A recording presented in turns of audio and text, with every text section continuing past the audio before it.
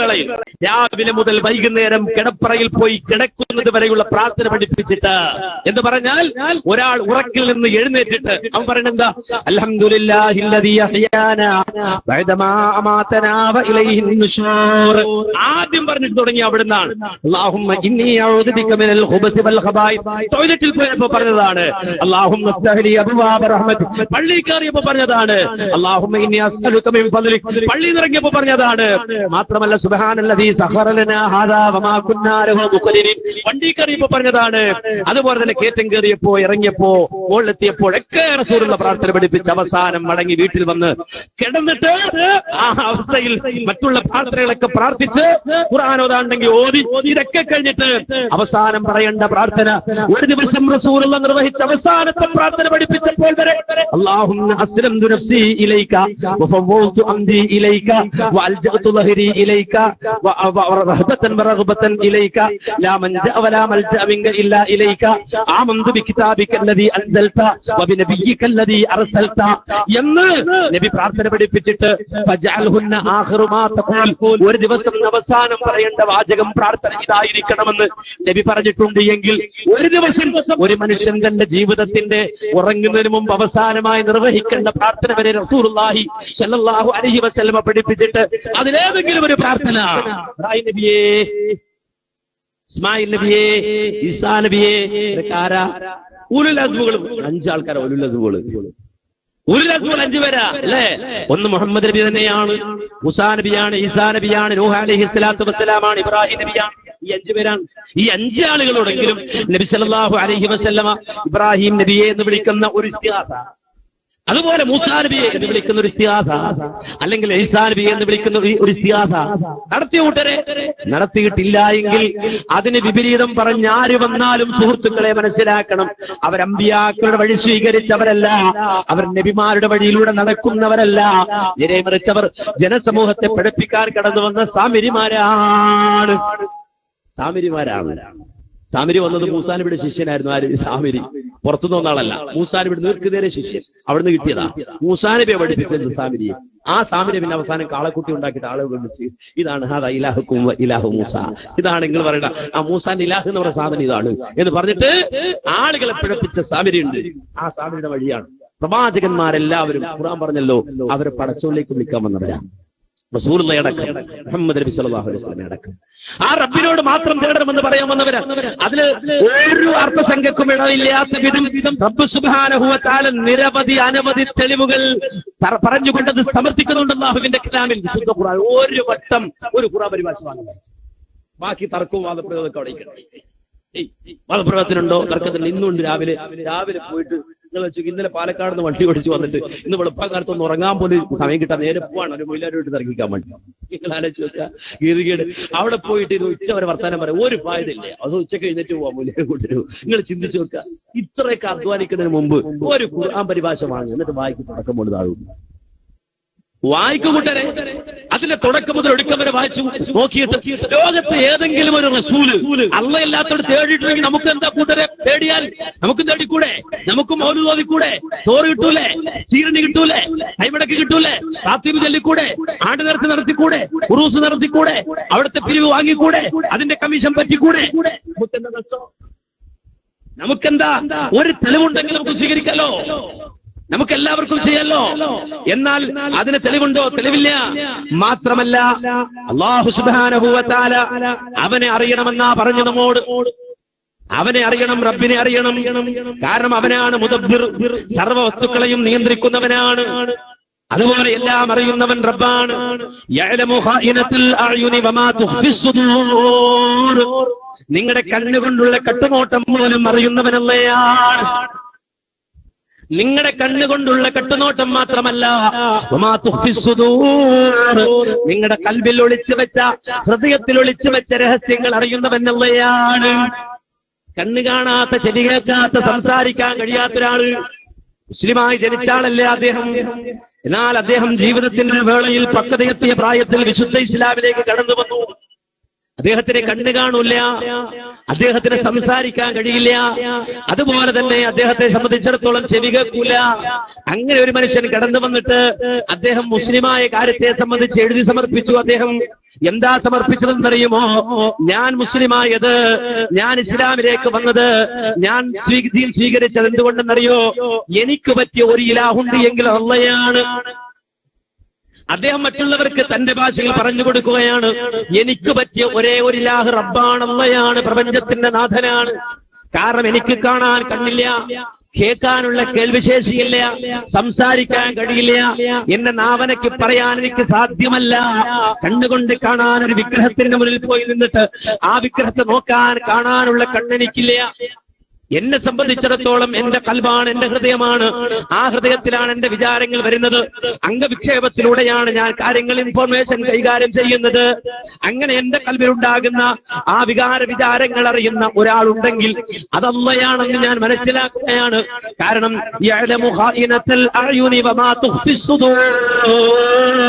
കണ്ടുകൊണ്ടുള്ള കട്ടുനോട്ടം അറിയുന്നവൻ അവനാണ്. അതുപോലെ തന്നെ ഹൃദയത്തിന്റെ ഉള്ളിൽ ഒളിച്ചു വെച്ച കാര്യങ്ങൾ പോലും അറിയുന്നവൻ അവനാണ്.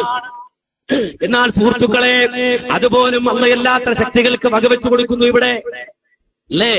അള്ളയല്ലാത്ത ശക്തികൾക്ക് വകവെച്ചു കൊടുക്കുന്നു എന്ന് മാത്രമല്ല, പല ആളുകളെ കുറിച്ചും പഠിപ്പിക്കപ്പെട്ടത് എന്താണ്? കണ്ണിൽ കാണാത്തതും കൽബകത്തുള്ളതും കൺകൊണ്ട് കണ്ടപ്പോൾ കാട്ടിപ്പറഞ്ഞോവർ, കുപ്പിയകത്തുള്ള വസ്തുവിനെ പോലെ കാൺമാ ഞാൻ നിങ്ങളുടെ കൽബകമെന്നോവർ. എത്ര മണിക്കൂറാ സുഹൃത്തുക്കളെ ചെലവഴിച്ചത്? എന്താ ചെലവഴിക്കുന്നത്? ഗൈബ് അള്ളയല്ലാത്ത ആളുകൾ അറിയും, അദൃശ്യം അള്ളയല്ലാത്ത ആളുകൾ അറിയും എന്ന് സമർത്ഥിക്കാൻ വേണ്ടി എത്രയോ സമയം ചെലവഴിക്കുന്നതിന് മുമ്പ് ഒന്ന് പോകൂ, എന്നിട്ട് ഖുർആൻ ഒന്ന് എടുക്കൂ, സൂറത്തുൽ നൂൽ ഒന്ന് മറിക്കൂ, 65-ാം ആയത്തൊന്ന് ഓതി നോക്കൂ. തർക്കിക്കാൻ വരട്ടെ, ബഹളമുണ്ടാക്കാൻ വരട്ടെ, അതുപോലെ തന്നെ മുഖാമുഖവും സംവാദവും ഒക്കെ നടത്താൻ വരട്ടെ. സൂറത്തുൽ നൂൽ ഒന്ന് മറിച്ചിട്ട് 65-ാമത്തെ ആയത്തൊന്ന് ഓതി നോക്ക്. എന്താണ് അവിടെ എന്ന് പറയുന്നത്? കുല്ലാ യഅലമു മൗ ഫിസ് സമാവാതി വൽ അർദിൽ ഗൈബ ഇല്ലല്ലാഹ് വമാ യശ്ഉറൂന അയ്യാന യുബഅസൂൻ. ഖുർആനാ പറയുന്നത്. കുല്ലബിയെ താങ്കൾ പറയണം, ലാ യഅലമു മൻ ഫിസ് സമാവാതി വൽ അർദിൽ ഗൈബ ഇല്ലല്ലാഹ്. അല്ലാഹുവല്ലാതെ ആകാശഭൂമികളിൽ ഗൈബ് അറിയുന്ന ഒരാളും ഇല്ല തന്നെ. ആകാശഭൂമികളിൽ ഗൈബ് അറിയുന്ന ഒരാളുമില്ല. എന്നിട്ട് അല്ലാഹു അതിനോട് ചേർത്ത് പറയുന്നു, വമാ യശ്ഉറൂന അയ്യാന യുബഅസൂൻ. പുനരുത്ഥാനം എന്നാണ്, ഉയർത്തെഴുന്നേൽപ്പ് എന്നാണെന്ന് ഒരാൾക്ക് അറിഞ്ഞുകൂടല്ലോ. എപ്പോഴാ ഉയർത്തെഴുന്നേൽക്കുക?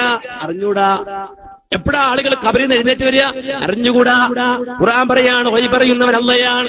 ഒരിടത്താണോ അല്ലാഹ് പറഞ്ഞത്? മറിച്ചോ സൂറത്തുൽ അൻആം 59-ാമത്തെ ആയത്ത്, അവിടെയും അല്ലാഹ് പറയുന്നു, വഇൻദഹു മഫാതീഹുൽ ഗൈബി ലാ യഅലമുഹാ ഇല്ലാ ഹു വയഅലമു മാ ഫിൽ ബർരി വൽ ബഹർ വമാ തസ്ഖുതു മിൻ വറഖത്തിൻ ഇല്ലാ യഅലമുഹാ വലാ ഹബ്ബത്തിൻ ഫീ ദുലുമാതിൽ അർളി വലാ റത്ബിൻ വലാ യാബിസിൻ ഇല്ലാ ഫീ കിതാബിൻ മുബീൻ.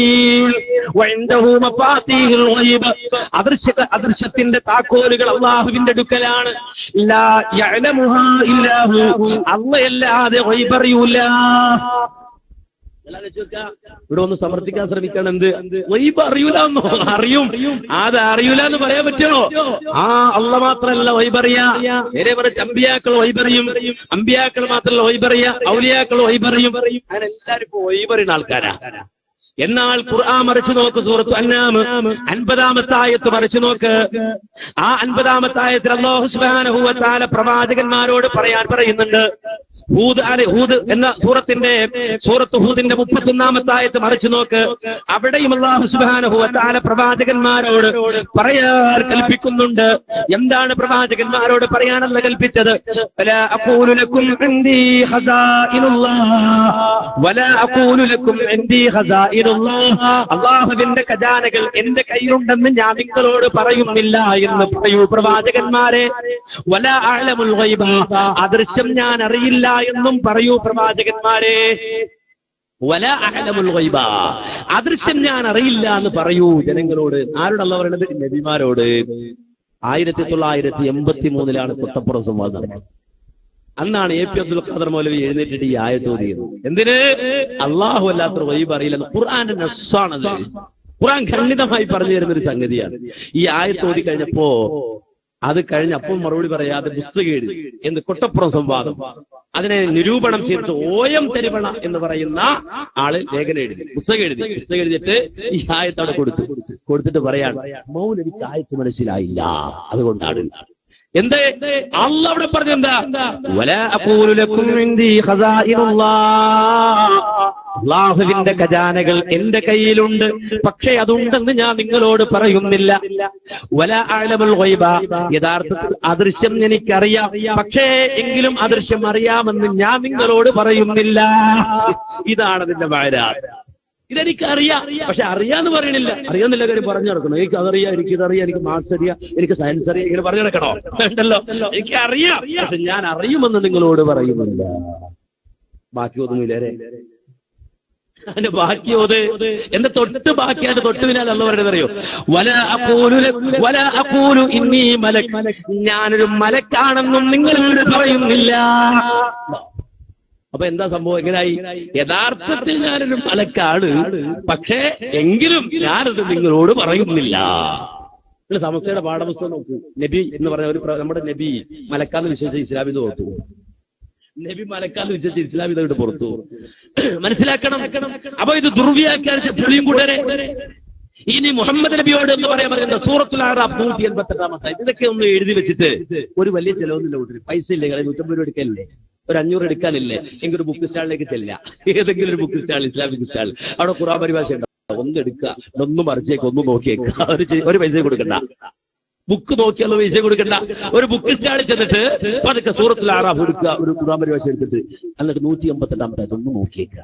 188 ഇതൊന്ന് നോക്ക്, 5 പൈസ ചെലവില്ല. ഹിദായത്ത് കിട്ടും, ആ സ്വർഗ്ഗം കിട്ടും, ഖുർആൻ പഠിപ്പിച്ചത് കിട്ടും. എന്താ നബിയോട് പറയാനെന്ന് പറഞ്ഞത്? മുഹമ്മദ് നബിയോട് പറയാനെന്ന് പറഞ്ഞെന്താ?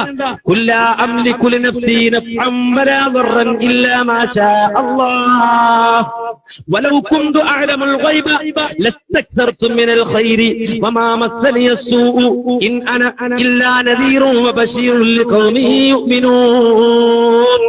അല്ലാഹ് പറയാൻ ആരോട്? മുഹമ്മദുർ റസൂലുള്ളാഹിയോട്. എന്ത്? മുഹമ്മദ് നബിയെ താങ്കൾ പറയൂ. എന്താ പറയേണ്ടത്? ലാ അംലികു ലിനഫ്സി, ഞാൻ എന്റെ കാര്യത്തിൽ അധീനമാക്കുന്നില്ല, നഫ്അൻ ഉപകാരത്തെയോ, വലാ ദർറൻ ഉപദ്രവത്തെയോ, ഇല്ലാ മാ ശാ അല്ലാഹ് അല്ലാഹ് ഉദ്ദേശിച്ചതല്ലാതെ. എന്നിട്ട് പിന്നെ പറയാൻ എന്താ പറയുന്നത്? വലൗ കുന്തു ഞാനായിരുന്നെങ്കിൽ, അഅലമുൽ ഗൈബ ഞാൻ അദൃശ്യമറിയുന്ന ആളായിരുന്നെങ്കിൽ, ലസ്തക്സർതു മിനൽ ഖൈരി ഞാൻ എന്റെ ജീവിതത്തിൽ അതേ ഐശ്വര്യവും അതുപോലെ തന്നെ എന്റെ ജീവിതത്തിൽ ഉയർച്ചയും വളർച്ചയും ഖൈറും മാത്രമേ ഞാൻ വർദ്ധിപ്പിക്കുമായിരുന്നുള്ളൂ. വമാ മസ്സനി അസ്സൂ, ഒരു പ്രയാസവും എന്നെ ബാധിക്കുമായിരുന്നില്ല. ഞാൻ ഗൈബറിയുന്ന ആളായിരുന്നെങ്കിൽ എനിക്കൊരു പ്രയാസവും ബാധിക്കുമായിരുന്നില്ല. എന്തുകൊണ്ട്? ജീവിതത്തിന്റെ പല ഘട്ടങ്ങളിലും പല പ്രയാസങ്ങളും ഞാൻ അനുഭവിക്കേണ്ടി വന്നു. ഞാൻ ഗൈബറിയുന്ന ആളല്ല, അതുകൊണ്ടാണെന്ന് പറയൂ എന്ന് ഖുർആനിൽ അല്ലാഹു സുബ്ഹാനഹു വ തആല പഠിപ്പിക്കുകയാണ്. ഇവിടെ ദുർവ്യാഖ്യാനിക്കണം. ദുർവ്യാഖ്യാനിച്ചറിയോ? ഖുർആൻ പറയണ്ടേ? ഖുർആൻ തന്നെ സൂറത്തുൻ നൂറിൽ, എന്താ സൂറത്തുൻ നൂർ അല്ലാഹു പറയണേ? ആയിഷ ബീവിയുടെ മാല കളഞ്ഞുപോയതുമായി ബന്ധപ്പെട്ട ഒരു സംഭവമാണ്. ആയിഷ ബീവിയുടെ മാല കളഞ്ഞു. ഞാൻ വിശദമായി പറയാം, നമുക്ക് എല്ലാവർക്കും അറിയുന്ന സംഭവമാണല്ലോ ചരിത്രം. ആയിഷ ബീവിയുടെ മാല കളഞ്ഞുപോയി ഒരു യാത്രയില്. ആ ആയിഷ ബീവിയുടെ മാല, ആയിഷ ബീവി സഞ്ചരിച്ച വാഹനം ഒട്ടകത്തിന്റെ സൈഡിൽ വീണു. കണ്ടില്ല, അവിടെ എന്നിട്ടും കണ്ടില്ല. ആയിഷ ബീവി തപ്പിപ്പോയി. ആല ഒട്ടകത്തിന്റെ സൈഡിൽ കിടപ്പുണ്ട്, ഇത് തപ്പിപ്പോയി. അവസാനം ഇത് ആയിഷ ബീവി ഇവിടുന്ന് ഇറങ്ങി എന്നുള്ള വിവരം അറിയാതെ ആളുകൾ പോയി, സഹാബികൾ എഴുന്നേറ്റ് പോയി, അവർ വണ്ടി കൊണ്ട് കളഞ്ഞു. കുറെ കഴിഞ്ഞപ്പോ ഈ വഴിയിൽ എന്തെങ്കിലും പോയി നോക്കാൻ പുറകെ വരും ഒരാള്. അങ്ങനെ സ്വഫാൻ റളിയല്ലാഹു പുറകെ വന്ന ആ സംഘത്തിന്റെ. അപ്പൊ വഴിയിലൊരു സ്ത്രീ നിൽക്കുകയാണ്. ചോദിച്ചു, ആരാ എന്ന് ചോദിച്ചപ്പോ പറഞ്ഞു, അത് വേറെ ആരുമില്ല, ഞാൻ ആയിഷയാണ്, റസൂലുള്ളാഹിന്റെ ഭാര്യയാണ്. ഇന്നാ ലില്ലാഹി വ ഇന്നാ ഇലൈഹി റാജിഊൻ. സ്വഫാൻ റളിയല്ലാഹു നേരെ കേട്ടി ചോദിച്ചു, എന്ത് പറ്റി? പിന്നെ അതൊന്നുമല്ല, എന്റെ മാല കളഞ്ഞു പോയി. നേരെ ആ ഒട്ടകത്തിന്റെ മുകളിലുള്ള ആ പേടകത്തിൽ അതില് കയറ്റിയിട്ട് ഒട്ടകത്തെ എഴുന്നേൽപ്പിച്ചു. ഒട്ടകത്തിന്റെ സൈഡിൽ കിടക്കേണ്ട മാല. അങ്ങനെ മഹാനായ സഫ്വാൻ റളിയല്ലാഹു അൻഹു മുന്നിൽ നടന്നു. ആയിഷയുടെ ഒട്ടകം പോകുന്നു. അതിങ്ങനെ വന്ന് അവസാനം നബി സല്ലല്ലാഹു അലൈഹി വസല്ലം അടുക്കത്തപ്പോ മുനാഫിക്കുകളായ ആളുകൾ കണ്ടിട്ട് പിന്നെ വ്യഭിചാരാരോപണം പറഞ്ഞു. ആരെക്കുറിച്ച്? റസൂലുള്ളാഹിന്റെ ഭാര്യയെക്കുറിച്ച്. ഇത് വലിയ വിവാദമായി പല സ്വഹാബികൾ പടികിട്ടിയ വിഷയമാണ്. സൂറത്ത് നൂറിൽ അല്ലാഹു ഇത് വിശദമായി പറയുന്നുണ്ട്. വളരെ വിശദമായി രണ്ടാൾക്കാർ സൂറത്ത് നൂറിന് നന്നായി വായിച്ചു പിടിക്കണം. ഈ സംഭവം പഠിക്കാൻ മാത്രമല്ല, ഒരുപാട് പഠിക്കേണ്ടതില്ല. ആ സൂറത്ത് നൂറിൽ അല്ലാഹു ഇത് വിശദമായിട്ട് പറയുന്നുണ്ട്. അവസാനം ആയിഷ ബീവി റളിയല്ലാഹു അൻഹ ആകെ പ്രയാസത്തിലായി.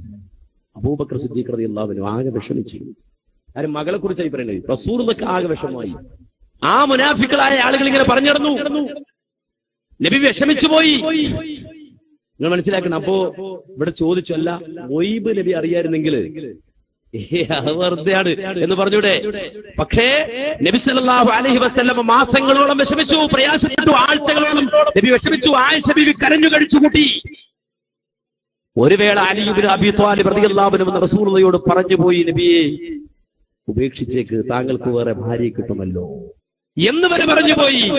ജീവിതത്തിന്റെ ഒരു വേളയിൽ റസൂലുള്ളാഹി ആയിഷ ബീവി വിളിച്ചിട്ട് ചോദിച്ചു പോയി, ആയിഷ നീ എന്തെങ്കിലും തെറ്റ് ചെയ്തിട്ടുണ്ടെങ്കിൽ എന്നോട് തുറന്ന് പറയാം, മടിക്കണ്ട. ആയിഷ ബീവി പറഞ്ഞു, നബി ഞാൻ തെറ്റ് ചെയ്തിട്ടില്ല എന്ന് പറഞ്ഞാൽ നിങ്ങൾ വിശ്വസിക്കൂല, ഞാൻ ചെയ്തെന്ന് പറഞ്ഞാൽ വിശ്വസിക്കുകയും ചെയ്യും. അതുകൊണ്ട് ഞാൻ പറയൂല നബിയെ, പടച്ച റബ്ബ് പറയട്ടെ, അള്ള പറയട്ടെ. കാത്തിരുന്നു. ഇതാ സംഭവം. ഇതിനെക്കുറിച്ചിട്ട് പല ആളുകളും പല അഭിപ്രായങ്ങളും പറഞ്ഞ കൂട്ടത്തിൽ പറഞ്ഞിട്ടുണ്ട്. അത്രേ നബിക്ക് സത്യത്തിൽ ഇതൊക്കെ അറിയായിരുന്നു, അങ്ങനെ ചെയ്തിട്ടില്ല എന്ന് അറിയായിരുന്നു. എന്നാലും നബി അത് മൂടി വെച്ചതാണ്. നമുക്ക് സമ്മതിച്ചു കൊടുത്തേക്കാം.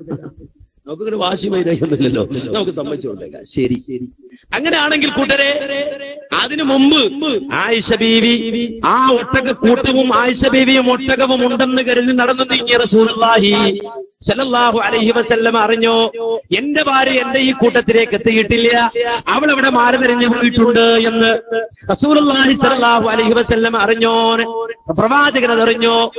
നബി അറിഞ്ഞിട്ട് വെറുതെ പോയി, എന്റെ ഭാര്യ അവിടെ കിടക്കണേ കിടന്നോട്ടെ, അവക്കൊരു പണി കിട്ടിക്കോട്ടെ എന്ന് വിചാരിച്ച റസൂലുള്ളാഹി പോയതാ ആണോ?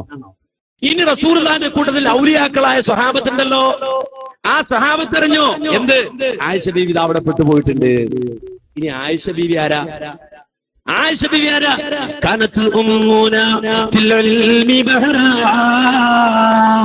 മനസ്സിലാക്കണം, വിജ്ഞാനീയത്തിൽ വിവരത്തിന്റെ കാര്യത്തിൽ ഒരു സമുദ്ര സമാനമായ ആയിഷ ബീവി നമ്മുടെ ഉമ്മ. ആ ആയിഷ ബീവി ആരാ? ആയിഷ ബീവി ആരാ? വലിയത്താണ്. സംശയമുണ്ടോ?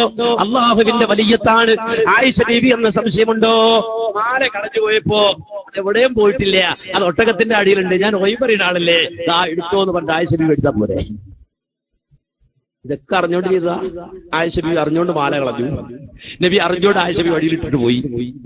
സഹാബത്ത് അറിഞ്ഞിട്ട് എന്തെടുത്തു?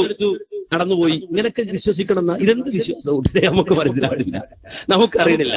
ശരി, ഇനി അങ്ങനെ വന്നാലോ? ലോകം കണ്ട ഏറ്റവും വലിയ ക്രൂരനാണ് മുഹമ്മദ് റസൂലുള്ളാഹി സ്വല്ലല്ലാഹു അലൈഹി വസല്ലം എന്ന് നിങ്ങൾ പറയുമോ? മഅദല്ലാഹ്, അല്ലാഹ് കാത്ത് രക്ഷിക്കുമാറാകട്ടെ. കാരണം റസൂലുള്ളാഹിന്റെ മുന്നിലേക്ക് ഇതാ വരുന്നു, കാരുണ്യത്തിന്റെ റസൂലിന്റെ മുന്നിലേക്ക് വരുന്നു. ആരാ വരുന്നത്? രഅലിദക്വാൻ ഗോത്രക്കാരാ വരുന്നത്. വന്നിട്ട് എന്താ പറഞ്ഞത്? നബിയേ, ഞങ്ങൾക്ക് ഖുർആൻ പഠിക്കണം. രണ്ട് ഗോത്രക്കാർക്ക് ഖുർആൻ പഠിക്കണം. അതിന് ഞങ്ങൾക്ക് മുഅല്ലിമീങ്ങളെ വേണം, ഖുർആൻ പഠിപ്പിക്കുന്നവരെ വേണമെന്ന് പറയുമ്പോ തന്റെ അനുചരന്മാരുടെ കൂട്ടത്തിൽ അതിവിദഗ്ധരായ ആ ഖുർആനിൽ അങ്ങേറ്റം നൈപുണ്യമുള്ള 70ഓളം വരുന്ന ആളുകളെ റസൂലുള്ളാഹി വിട്ടുകൊടുക്കുകയാണ്. 70ഓളം വരുന്ന ഖുർആനുകളെ. കാരണം ഒരു രണ്ട് ഗോത്രക്കാർക്ക് ഖുർആൻ പഠിക്കാനാണല്ലോ എന്ന് കരുതിയിട്ട് 70ഓളം വരുന്ന ഖുർആനുകളെ വിട്ടുകൊടുത്തിട്ട് അവരെ കൊണ്ടുപോയിട്ട് ഗോത്രക്കാർ നിഷ്ഠൂരമായി കൊന്നുകളഞ്ഞു എന്നത് ചരിത്രമല്ലേ? ആ 70ഓളം വരുന്ന ഖുർആനുകളെ ചതിച്ചു കൊന്നുകളഞ്ഞ വിവരം റസൂലുള്ളാഹി അറിഞ്ഞപ്പോ ഹബീബിന്റെ ചങ്ക് പിടച്ചില്ലേ? 2 മാസക്കാലം 5 നേര നമസ്കാരങ്ങളിലും സുബഹിയിലും ദുഹറിലും അസറിലും മഗ്രിബിലും ഇശായിലും അല്ലാഹുവിന്റെ റസൂൽ ഖുനൂത്ത് നടത്തിയില്ലേ? എന്നിട്ട് അല്ലാഹുവിനോട് നാഫിലത്തിന്റെ ഖുനൂത്ത് നടത്തി പറഞ്ഞില്ല, അല്ലാഹുമ്മ അലൈക ബിർഅലിം വദക്വാൻ, അല്ലാഹുവേ രഅലിദക്വാൻ ഗോത്രക്കാരനെ നീ പിടിക്കണേ അല്ലാഹ്, അവരെ മരണപ്പെടല്ലേ അല്ലാഹ്. നബി വെറുതെ എങ്ങനെ ആളുകളെ കബളിപ്പിക്കാൻ വേണ്ടിട്ട് നബി അറിഞ്ഞിട്ട് അവർ കൊണ്ട് തട്ടിക്കോട്ടെ എന്ന് വിചാരിച്ച് 70ഓളം ആൾക്കാരെ ഇവിടെ കൊല്ലാൻ വിട്ടിട്ട് എന്നിട്ട് അനുയായികൾ മുന്നിൽ നബി നാടകം കടിക്കാൻ ഒരു 2 മാസം എന്റെ അനുയായികളെ കൊന്നല്ലോ. എന്നിട്ട് നബി വെറുതെ ഇങ്ങനെ അല്ലാഹുമ്മ അലൈക ബിർഅലിം വദക്വാൻ. നബി അങ്ങനെ ഒരാളാണ് എന്ന് വിശ്വസിക്കുന്നത്. ഈ നാട്ടിൽ നാടന്മാർ വിശ്വസിക്കണം, മുജറരെ വിളിക്കട്ടെ. അത് വേറെ വർഗാവും, അതവിടെ നിൽക്കട്ടെ. ഈ നാട്ടിലെ നാടന്മാര് റസൂലിനെ അറിയുന്ന ഒരാള്, ലോകത്തിന് കാരുണ്യമായി നിയോഗിച്ച റസൂൽ സല്ലല്ലാഹു അലൈഹി വസല്ലമ ഒരൊട്ടകം വന്ന് പരാതി പറഞ്ഞപ്പോ, ഒരൊട്ടകം വന്ന് റസൂലുള്ളാഹിയോട് പരാതി പറഞ്ഞപ്പോ, എന്തേ കാര്യം? ഒരൊട്ടകം റസൂലുള്ള പോകുമ്പോ ഓടി വരാണ് ഒരൊട്ടകം. എന്നിട്ട് നബിയിലേക്ക് വന്നിട്ട് പറയാണ്, നബിയേ, എന്നെ മുതലാളി അറുക്കാൻ തീരുമാനിച്ചിട്ടുണ്ട്. ഞാൻ മുതലാളിക്ക് വേണ്ടി ഒരുപാട് പണിയെടുത്ത ആളാണ്. ഒട്ടകത്തിന്റെ ഭാഷയിൽ ഒട്ടകം സംസാരിച്ചാണ് മഹാനായ റസൂലുള്ളാഹിയോട്, ഞാൻ ഒരുപാട് പണിയെടുത്ത് ഇപ്പൊ എന്നെ കൊണ്ട് പണിയെടുക്കാനാവതില്ല, എന്നെ അറുക്കാൻ തീരുമാനിച്ചിട്ടുണ്ട് മുതലാളി. നോക്കൂ, പുറകെ വരുന്ന ആള് ആര്? ഒട്ടകത്തിന് ഓടി വന്നതാ. ഒട്ടകത്തിന്റെ പുറത്ത് പുറകെ മുതലാളി വരെ നബി പറഞ്ഞതിനെ കിട്ടേ, നിങ്ങൾ അറക്കണ്ട, നിങ്ങൾക്ക് എത്ര വേണ്ട ഞാൻ വേണം തരാം. ഇതാണ് കാരുണ്യത്തിന്റെ റസൂൽ സല്ലല്ലാഹു അലൈഹി വസല്ലമെങ്കിൽ. പ്രിയമുള്ളവരെ, 70ഓളം വരുന്ന തന്റെ അനുയായികളെ ചതിച്ചു കൊല്ലാൻ ഹബീബ് അറിഞ്ഞുകൊണ്ട് വിട്ടു എന്ന് ഞാൻ വിശ്വസിക്കണമെന്നാണോ, നിങ്ങൾ വിശ്വസിക്കണമെന്നാണോ? ഒരിക്കലും അല്ല. ഖുർആൻ അതിന് മറുപടി പറയുന്നുണ്ട്, ഞാൻ അദൃശ്യം അറിയുന്ന ആളായിരുന്നെങ്കിൽ ഒരിക്കലും എനിക്ക് ഒരു പ്രയാസവും ബാധിക്കുമായിരുന്നില്ല. ഇനി പോട്ടെ, ഉഹദിലേക്ക് റസൂലുള്ള പോയി. ആ ഉഹദിൽ മുഹമ്മദ് സല്ലല്ലാഹു അലൈഹി വസല്ലം, അല്ലാഹുവിന്റെ റസൂൽ വധിക്കപ്പെട്ടു എന്ന കിംവദന്തി പരക്കുമ്പോ, ആ ഉഹദ് നമുക്കെല്ലാവർക്കും അറിയാം, മദീനത്ത് പോയ ആളുകൾ കണ്ടിട്ടുണ്ടാകും. മലകൾ കൊണ്ട് ചുറ്റപ്പെട്ട ഒരു പ്രദേശമാണ് ഉഹദ്. ആ മലകൾ കൊണ്ട് ചുറ്റപ്പെട്ട ഉഹദ്, ആ ഉഹദിൽ നിന്ന് റസൂലുള്ള ഒരു മലയിലേക്ക് ഇങ്ങനെ ഓടിക്കേറുമ്പോ നേരെ പോയി വീണുപോയി. എവിടെയാ വീണത്? വാരിക്കുടിയിൽ പോയി ആ റസൂലുള്ള വീണുപോയത്. എന്തേ കാരണം? നബി സല്ലല്ലാഹു അലൈഹി വസല്ലം ഈ കുടിയിൽ വീഴ്ത്തുവാൻ വേണ്ടിയിട്ട് ശത്രുക്കൾ ഒരുക്കിയ വാരിക്കുടിയിൽ ആ ലോകത്തിന്റെ നേതാവ് വീണുപോകുമ്പോ റസൂലുള്ള ധരിച്ച പടത്തൊപ്പിയുടെ കൊളുത്തുകോൽ കൊണ്ട് ഹബീബിന്റെ നെറ്റിത്തടം മുറിഞ്ഞു പോയത് ചരിത്രമല്ലേ? ആ കൊളുത്തുകോല് ഹബീബിന്റെ നെറ്റിയിലൂടെ തുളച്ചു കയറിയത് ചരിത്രമല്ലേ? നബി അറിഞ്ഞു വീണതാ വാരിക്കുടിയിൽ. നബിക്ക് അറിയായിരുന്നോട് വാരിക്കുടി ഉണ്ട്, എന്താണ് കിടക്കേണ്ട ഒരു വീഴ്ച? ഇങ്ങനെ ആരാ കൂട്ടരെ പറയാ? ഏത് ബുദ്ധിമാനാ ഇത് പറയാ? നമുക്ക് മനസ്സിലാണില്ല. പോട്ടെ, നബി സല്ലല്ലാഹു അലൈഹി വസല്ലം അതേ ഹുദയിൽ വെച്ചുകൊണ്ട് ഇതാ ശക്തമായി പോരാടുമ്പോൾ ആ ഹുദിലേക്ക് കടന്നു വന്നതാരാണ്? ഔലിയാക്കളുടെ നേതാവ്, ബദരീങ്ങളുടെ നേതാവ്, ആ നേതാവായ ഹംസത്തുൽ ഖറാറാണ്. എവിടെ വന്നത്? ഉഹദില്. ബദരീങ്ങളുടെ നേതാവ്, ബദരീങ്ങളുടെ നേതാവ്, ബദറിൽ പട നയിച്ച മഹാനായ ഹംസത്തുൽ ഖറാറാണ് ഉഹദിലും അതേ തന്റെ സൈന്യത്തെ നയിച്ചു കൊണ്ടുപോകുന്നത്. അവിടെയാണ് ഖുറൈശികൾ ഉഹദിലേക്ക് വരുമ്പോ അവർ ടാർഗറ്റ് ചെയ്യുന്നു ആരെ? ഹംസത്തുൽ ഖറാറിനെ. പ്രത്യേകിച്ച് ഹിന്ദ് ടാർഗറ്റ് ചെയ്യുകയാണ്. എന്തേ ഹിന്ദ് പറഞ്ഞത്? ഹംസയെ വകവരുത്തണം, കാരണം അവനാണ് ബദറിൽ വെച്ചുകൊണ്ട് നമ്മുടെ ആളുകളെ ശരിയാക്കിയത്, നമ്മുടെ വേണ്ടപ്പെട്ടവരെ ഇല്ലാതാക്കിയത് ഹംസയാണ്. അതുകൊണ്ട് ഹംസയെ കൈകാര്യം ചെയ്യണം എന്ന് ആലോചിച്ച ഹിന്ദ് എങ്ങനെയാണ് ഹംസയെ കൈകാര്യം ചെയ്യുക? മുന്നിലൂടെ പോയിട്ട് ഹംസയെ ആക്രമിക്കാൻ ഒരാൾക്കും കഴിയില്ല, അത്രമാത്രം ധീരനാണ് ഹംസ. പുറകിലൂടെ പോയിട്ട് ആ ഹംസയെ വെട്ടിവീഴ്ത്താൻ ഒരാൾക്കും സാധ്യമല്ല, കാരണം പുറകിൽ കണ്ണുള്ള മനുഷ്യരെന്ന് ചരിത്രം വിളിച്ചയാളാണ് ഹംസ. ഹംസ എങ്ങനെ കൈകാര്യം ചെയ്യും? ഹംസ ആര് നോക്കും? ഹിന്ദ് ഇങ്ങനെ തലപുകഞ്ഞാലോചിച്ചു. അവസാനമാണ് ഹിന്ദിന്റെ ഹൃദയത്തിലേക്ക് ഒരാൾ കടന്നു വന്നത്. മറ്റാരുമല്ലത് കറുകറുത്ത ഒരു കാപ്പിരിയായിരുന്ന അതെ വഹ്ശി എന്ന ഒരു മനുഷ്യൻ വരികയാണ്.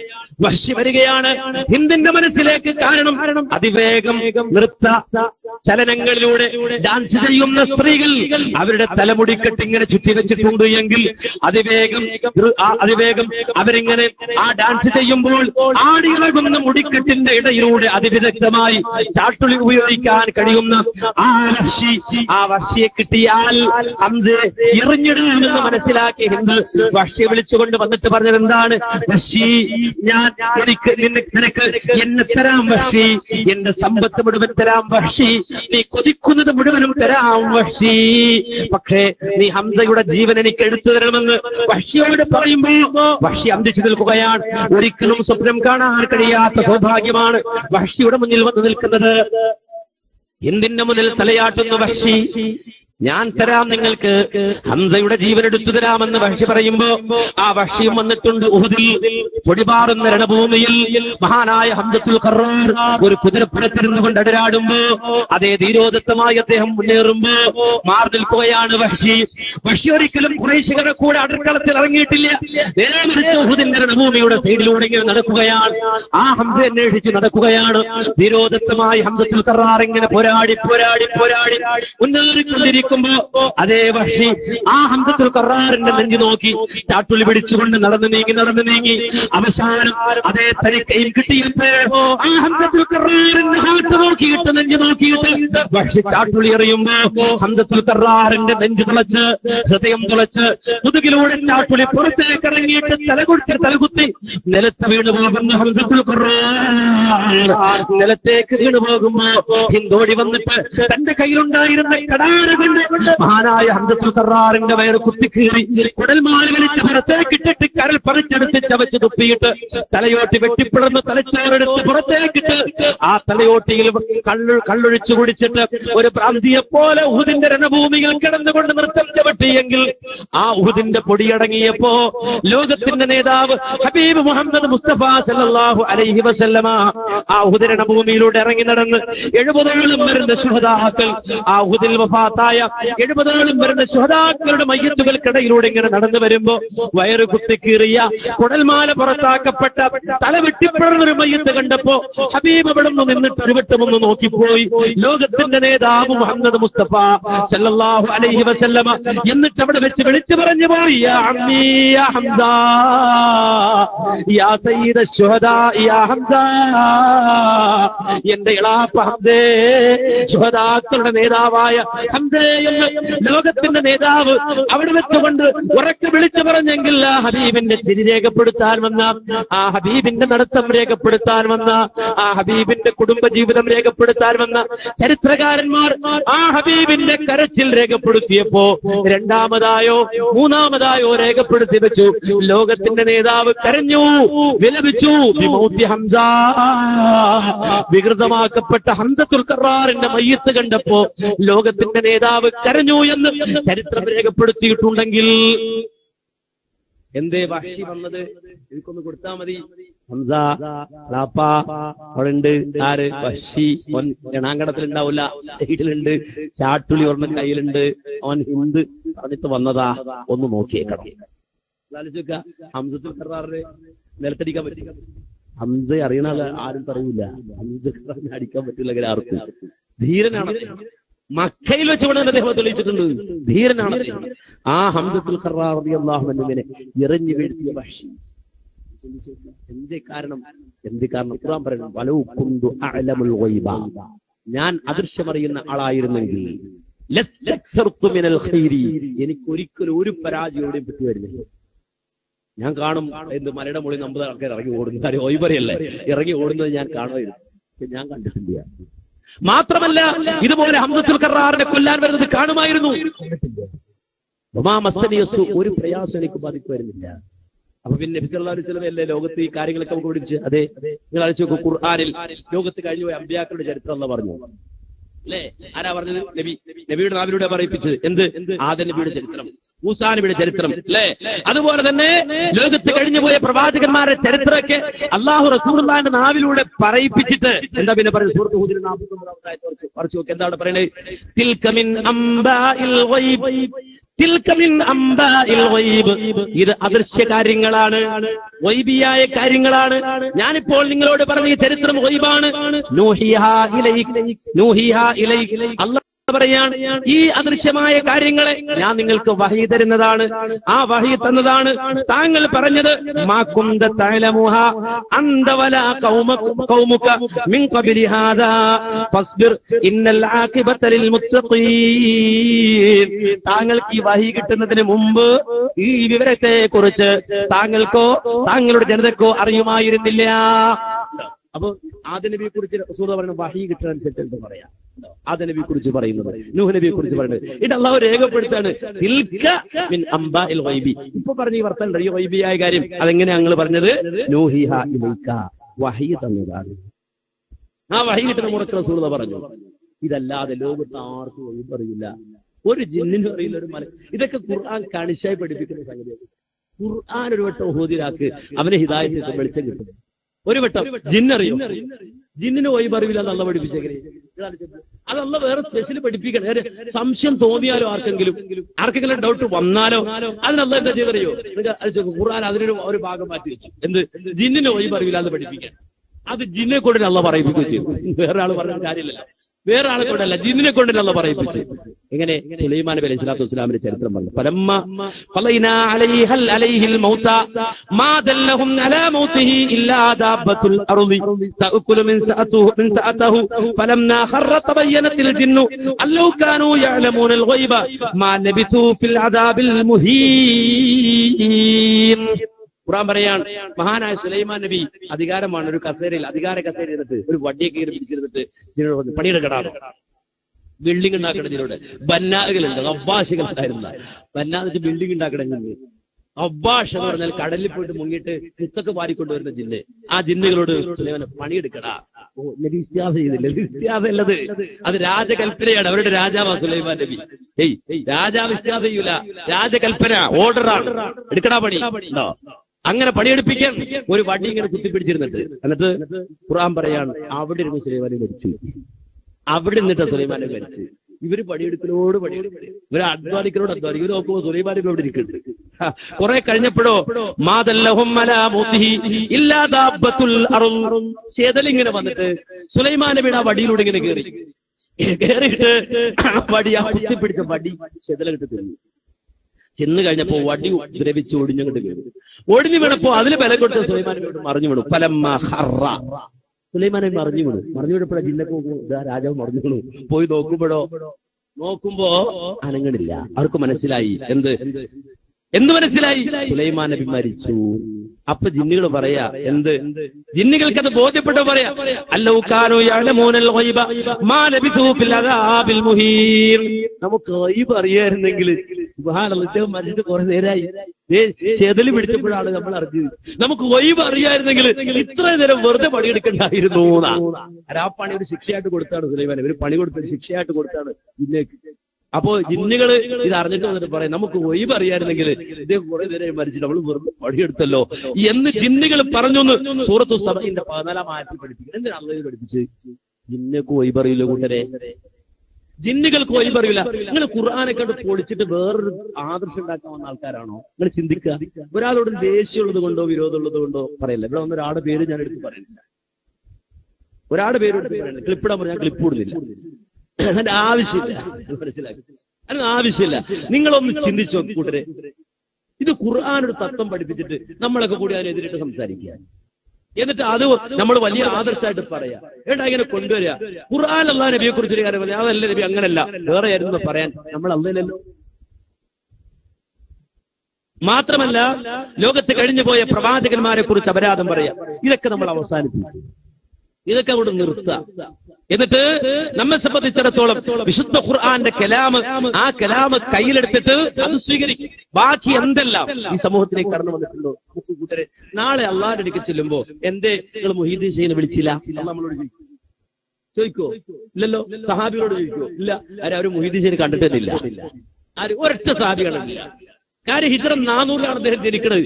ജീലാൻ, അല്ലെങ്കിൽ ആ ജീലാൻ എന്ന് പറയുന്ന പ്രദേശത്ത് മഹാനായ മുഹീദ്ദീൻ അബ്ദുൽ ഖാദർ ജീലാനി അദ്ദേഹം ജനിക്കുന്നത് പോലും ഹിജ്റ 400-ലാണ്. ആ കാലഘട്ടത്തിലാണ്. ആ കാലഘട്ടത്തിൽ ജനിച്ച മുഹീദ്ദീൻ ഷെയ്ഖ് ഒരു സഹാബിയും കണ്ടിട്ടില്ല കൂട്ടരെ. അതുകൊണ്ട് ലോകത്ത് ആരെങ്കിലും മുഹീദ്ദീൻ ഷെയ്ഖിനെ വിളിച്ചില്ലെങ്കിൽ എന്താ നീ മുഹീദ്ദീൻ ഷെയ്ഖിനെ വിളിക്കാത്തത് ചോദിക്കൂ. പടച്ചിറപ്പ് ചോദിക്കൂല. മുഹീദ്ദീൻ ഷെയ്ഖിനെ അറിയാത്ത ഒരുപാട് ആൾക്കാർ കഴിഞ്ഞുപോയി ലോകത്ത്, അല്ലേ?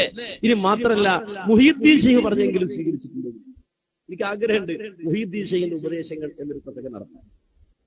മുഹീദ്ദീൻ ഷെയ്ഖിന്റെ ഉപദേശങ്ങൾ ആഗ്രഹം. നാളത്തെ പരിപാടി വെച്ച് ഒരു ഡേറ്റ് ഫിക്സ് ആക്കാതെ ആരും വരണ്ട, നിങ്ങൾ അയച്ചു വെക്കുക. അപ്പോ മുഹീദ്ദീൻ ഷെയ്ഖിന്റെ ഉപദേശം അതെങ്കിലും ഈ സമുദായത്തിൽ അദ്ദേഹത്തിന്റെ വാളുകളുണ്ട്. ആരുടെ വാള്? മുഹീദ്ദീൻ ഷെയ്ഖിന്റെ വാളുകൾ. ഫത്ഹുർ റബ്ബാനി എന്ന് പറഞ്ഞിട്ട് ഒരു പുസ്തകമാക്കി, ഒരു ഗ്രന്ഥമാക്കി ക്രോഡീകരിച്ചിട്ട് അദ്ദേഹത്തിന്റെ ഉപദേശം. മരിക്കുന്ന കിടക്കയിൽ കിടന്നിട്ട് മരിക്കുന്ന വേളയിൽ മുഹീദ്ദീൻ ഷെയ്ഖ് കൊടുക്കുന്ന ഉപദേശം ഒന്ന് വായിച്ചു നോക്കുക. പിന്നെ തർക്കിക്കാം, വാദപ്രതിവാദം കണ്ടൊക്കെ. പിന്നെ ഇതൊന്ന് പോയിട്ട് വായിക്കാതെയും മുഹീദ്ദീൻ ഷെയ്ഖ് മരിക്കുന്ന വേളയിൽ അവിടെ കിടന്ന് നൽകുന്ന ഉപദേശം, ആ ഉപദേശമെങ്കിലും ഒന്ന് വായിച്ചു നോക്ക്. എന്താ അദ്ദേഹം പറയുന്നത്? പടപ്പുകളെ സ്വീകരിക്കാനാണ്? ആണോ? അല്ല, പടച്ചവനിലേക്ക്, പടച്ചിറപ്പിലേക്ക് തിരിയാനാണ്,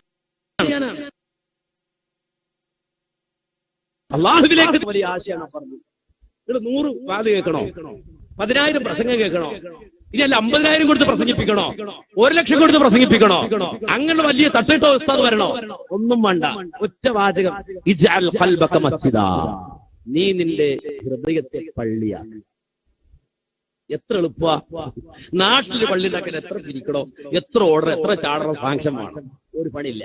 ഇജ്അൽ ഖൽബക മസ്ജിദാ, നീ നിന്റെ കൽബിനെ പള്ളിയാക്ക്. ഇതാരാ പറഞ്ഞത്? ശൈഖ് മുഹീദ്ദീൻ അബ്ദുൽ ഖാദിർ ജിലാനി. ഹൃദയത്തെ പള്ളിയാക്കി. ആ ഹൃദയത്തെ പള്ളിയാക്കിയതിന് ആളുകളെ ജുമാക്ക് വിളിക്കാനാ ആണോ? വാ എന്റെ ഹൃദയത്തിൽ ജുമാന്റെ അടുത്ത വെള്ളിയാഴ്ച പോലെ അങ്ങനെ പറയാനാ? അല്ല, നിന്റെ ഹൃദയത്തെ പള്ളിയാക്കാൻ പറഞ്ഞത് ആ ഹൃദയമാകുന്ന പള്ളിയിൽ നിന്ന് അള്ളയല്ലാത്തൊരു തേട്ടം, അള്ളയല്ലാത്തൊരാളോടും ഒരു തേട്ടം വരരുത്. കാരണം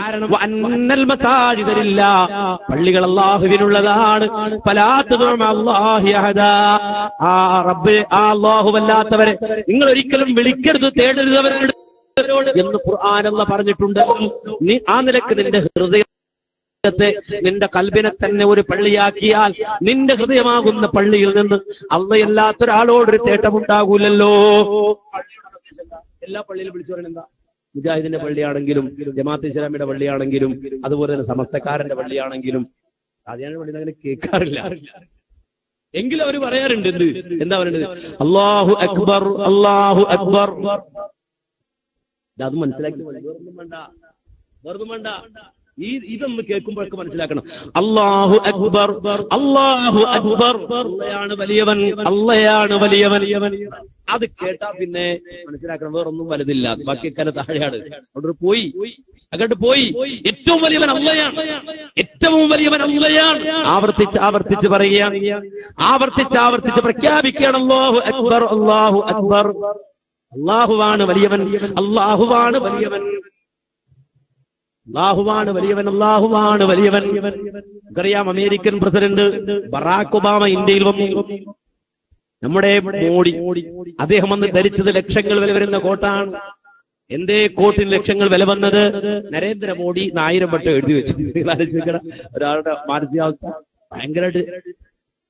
ഭയങ്കര ഉയർന്നൊരു മാനസികാവസ്ഥയാണ്. അല്ലത് സ്വന്തം പേര്, സ്വന്തം കുപ്പായത്തിൽ ഇങ്ങനെ സ്വർണ്ണനൂല് കൊണ്ട് ഇങ്ങനെ എഴുതി വെക്കുക, ആ കണക്കിന് ഇങ്ങനെ എഴുതി വെക്കുക. അങ്ങനെ 30 കോടിക്കണക്കിന് വിലയുള്ള കോട്ടൊക്കെ ഇട്ട് സ്വീകരിച്ചു. അങ്ങനെ ഇന്ത്യ സന്ദർശിച്ചുകൊണ്ടിരിക്കുമ്പോഴാണ് സൗദിയിൽ അബ്ദുള്ള രാജാവ് മരിച്ചത്. അദ്ദേഹം യാത്ര വെട്ടിച്ചുരുക്കി സൗദി അറേബ്യയിലേക്ക് പോയി. സൽമാൻ രാജാവ് സ്വീകരിച്ചു. ആരെ? ബറാക് ഒബാമയെ സ്വീകരിച്ചുകൊണ്ട് വരികയാണ്. അങ്ങനെ സ്വീകരിച്ചു വന്നപ്പോൾ കേൾക്കുന്നു, സ്വീകരിക്കാനെന്ന് ആ ബറാക് ഒബാമ ഇങ്ങനെ ഇറങ്ങി വരുമ്പോൾ കേൾക്കുന്നു, അല്ലാഹു അക്ബർ, അല്ലാഹു അക്ബർ, അല്ലാഹു അക്ബർ, അല്ലാഹു അക്ബർ. ഇവിടെ നിൽക്കുക. കാരണം എനിക്ക് നിന്നെക്കാളും വലിയൊരാളുണ്ട് അപ്പുറത്ത്. അയാളെ വിളിച്ച് ആ വിളിക്കുത്തരം നൽകി പോവാൻ, ആ അള്ളാഹുവിന്റെ വിളിക്കുത്തരം നൽകി പോവാൻ. അല്ലാഹു അക്ബർ, എനിക്ക് അമേരിക്കൻ പ്രസിഡന്റിനെക്കാളും വലിയവൻ അള്ളയാണ്, എനിക്കെന്റെ അധികാരത്തെക്കാളും വലുത് അള്ളയാണ്, എനിക്കെന്റെ ജീവിതത്തെക്കാളും വലുത് അള്ളയാണ്, എനിക്കെന്റെ കുടുംബത്തെക്കാളും വലുത് അള്ളയാണ്, എനിക്കെന്റെ സ്വപ്നങ്ങളെക്കാളും വലുത് അള്ളയാണ്. നേരെ പോവാണ്, അള്ളാഹുവിന്റെ വിളിക്കുത്തരം നൽകി. അല്ലാഹു അക്ബർ. അബോധം മനസ്സിൽ വന്നപ്പോ നേരെ പോവാണ്. പിറ്റേന്ന് പത്രം എഴുതിയത് എന്താ? സൽമാൻ രാജാവ് പ്രോട്ടോകോൾ തെറ്റിച്ചു. പ്രോട്ടോകോൾ തെറ്റിച്ചു. യഥാർത്ഥ പ്രോട്ടോകോൾ അതാ. ഏത്? അള്ളാഹു വലിയവനാണ് എന്ന് പറയുന്നത്. ഇങ്ങനെ വലിയൊരു വിശ്വാസം ഒരാളുടെ മുന്നിൽ നമ്മൾ ഇങ്ങനെ നിൽക്കണ്ട, തലകുനിച്ചിരിക്കണ്ട, അന്തസ്സായിട്ട് തലകുറിച്ച് നിൽക്കാം. കാര്യം എന്താ? അള്ളാഹുവാണ് വലിയവൻ, പടച്ചിറപ്പാണ് വലിയവൻ. എന്നാ നമ്മൾ ഏത് ജാറത്തിന് മുന്നിൽ പോയി തലകുനിച്ചു, ഏത് മരത്തിന്? ഞാൻ കഴിഞ്ഞ പോകുമ്പോ പാലക്കാട്, പന്നമണ്ണ പാലക്കാട് ഇങ്ങനെ പോയത്, ചങ്ങലിരിക്കും. അവിടെ ഇങ്ങനെ പോകുമ്പോ നാട്ടുകല്ല്, എന്താ അവിടെ ഉള്ള ഒരു ജാറാണ്. എന്താ അവിടെ ജാറത്തിൽ വലിയൊരു കല്ല്. അതിനെ പറ്റിയുള്ള ഐതിഹ്യം എന്താ? അതിങ്ങനെ വളർന്നതാണ്. ആ മീസാങ്കൽ വളർന്നു വലുതായതാണ്. അവസാനം എന്ത് പറഞ്ഞു? മതി, നിർത്ത്, അടി കൊടുത്തു. അങ്ങനെ മുരടിച്ചു പോയതാണ് വളർച്ച. അങ്ങനെ നിർത്തിച്ച, അല്ലെങ്കിൽ ഇനി അത് വളരുമായിരുന്നു, ഇനിയും അത് വളരുമായിരുന്നു. ആ കല്ലിങ്ങനെ നാട്ടി വെച്ചിരിക്കുകയാണ്. അവിടെ പോയി കെട്ടിപ്പിടിച്ച ആ കല്ലിനെ കെട്ടിപ്പിടിക്കുന്ന ആളുകൾ നിങ്ങൾ ചിന്തിക്കുക, ആര്? മുസ്ലിമീങ്ങൾ തൊപ്പിയൊക്കെ വെച്ചിട്ട് ആ കല്ലിനെ ഒന്നിങ്ങനെ പോയിട്ട് കെട്ടിപ്പിടിച്ചിട്ട് ഇങ്ങനെ മദ്യതോടെ നിൽക്കുക. നിങ്ങൾ ആലോചിച്ച് വെക്കുക, ഹജറുൽ അസ്വദ് മുത്തിയപ്പോ പോലും, ഹജറുൽ അസ്വദ്, ഏത് ഹജറുൽ അസ്വദ്? കഅബാലയത്തിന്റെ മൂലയിലുള്ള ഹജറുൽ അസ്വദ്. അവിടുന്ന് ആ തവാഫ് സ്റ്റാർട്ട് ചെയ്യുന്നത്. അത് മുത്തിയപ്പോ പോലും ഉറക്കെ പറഞ്ഞു. ആര്? മഹാനായ ഉമർ ഇബ്നുൽ ഖത്താബ് റളിയല്ലാഹു അൻഹു. എന്താ പറഞ്ഞത്? ഓ യാ ഹജർ, അല്ലേ ഇന്നി അഅലമു അന്നക ഹജർ, എനിക്കറിയാം നീ ഒരു കല്ല് മാത്രമാണ്. വലൗലാ റഅയ്തു റസൂലല്ലാഹി സ്വല്ലല്ലാഹു അലൈഹി വസല്ലമ ഉഖബ്ബിലുക ലം ഖബ്ബൽതു, നബി സല്ലല്ലാഹു അലൈഹി വസല്ലമ നിന്നെ ചുംബിക്കുന്നത് ഞാൻ കണ്ടില്ലായിരുന്നെങ്കിൽ ഈ ഉമർ നിന്നെ ചുംബിക്കുമായിരുന്നില്ല. നിന്നെ ഞാൻ ചുംബിക്കുന്നത് എന്റെ നേതാവ് ചുംബിച്ചത് കൊണ്ട് മാത്രമാണ്. ഇത് കല്ലിനോട് ഉമർ സംസാരിച്ചല്ല, കല്ല് കേൾക്കും വിചാരിച്ച്, കല്ലിന് അഹങ്കാരം ഉണ്ടാകണ്ടെന്ന് വിചാരിച്ച് ഓ കല്ലെന്ന് പറഞ്ഞ് സംസാരിച്ചല്ല, നേരെ മറിച്ച് അവിടെയുള്ള കൗമ കേൾക്കാനാണ്. ഒരാൾ തെറ്റിദ്ധരിക്കരുത്, നമ്മളെന്താ അവിടെ ചുംബിക്കണത്, അത് നബി ചുംബിച്ചത് കൊണ്ടാണ്. നബിയുടെ സുന്നത്താണ്, ഇത്തിബാണ്. അത് മനസ്സിലാക്കിയിട്ട് അതിനെ ഫോളോ ചെയ്യുക മാത്രമാണ്. ഈ സന്ദേശം നൽകാനാണ് ഉമർ റളിയല്ലാഹു അൻഹു പറയുന്നത്, യാ ഹജർ, ഓ കല്ലേ, ഇന്നക ഹജർ, നീ ഒരു കല്ല് മാത്രമാണ്, ലാ യൻഫഉ വലാ യദുർ, ഒരു ഉപകാരം ഉപദ്രവം ചെയ്യാത്ത ഒരു കല്ല് മാത്രമാണെന്ന് എനിക്കറിയാം. ഇന്നി അഅലമു അന്നക ഹജർ, നീ ഒരു കല്ല് മാത്രമാണെന്ന് എനിക്കറിയാം. നിങ്ങൾ ചിന്തിക്കണം, ഇതാണ് ഇസ്ലാമിക ശൈലിയെങ്കിൽ നാട്ടുകല്ലിൽ അവിടെ എന്തെടുക്കുക, ഒരു കല്ല് അതിനെ വെച്ചിട്ട് ഇങ്ങനെ കെട്ടിപ്പിടിക്കുന്ന ആളുകൾ അല്ലെ, വള്ളിയിൽ തൂങ്ങുന്ന മനുഷ്യന്മാർ. നിങ്ങൾ അയച്ചിട്ട് ഒരു വള്ളി ഇങ്ങനെ പോയിരിക്കൊരു പേര്, അതിൽ പോയിട്ട് ഇങ്ങനെ പറയുന്ന ആളുകൾ. നിങ്ങൾ അടിച്ചു നോക്കുക, എന്തൊരു അവസ്ഥയാണ്, എന്തൊരവസ്ഥയാണ് മുസ്ലിം ഉമ്മത്തിൽ ജയിക്കാൻ. അവരുടെ വിശ്വാസം, അവരുടെ ഈമാൻ, ആ ഈമാനിനെ മുഴുവനും തകർക്കുന്ന വിശ്വാസങ്ങളും ആചാരങ്ങളും അനുഷ്ഠാനക്രമങ്ങളും മുസ്ലിം ഉമ്മത്തിന്റെ മേൽ കൊണ്ടുവരികയാണ്. എന്നിട്ട് അതിനെ തെളിവുദ്ധരിക്കാൻ വേണ്ടിയിട്ട് വരികയാണ്.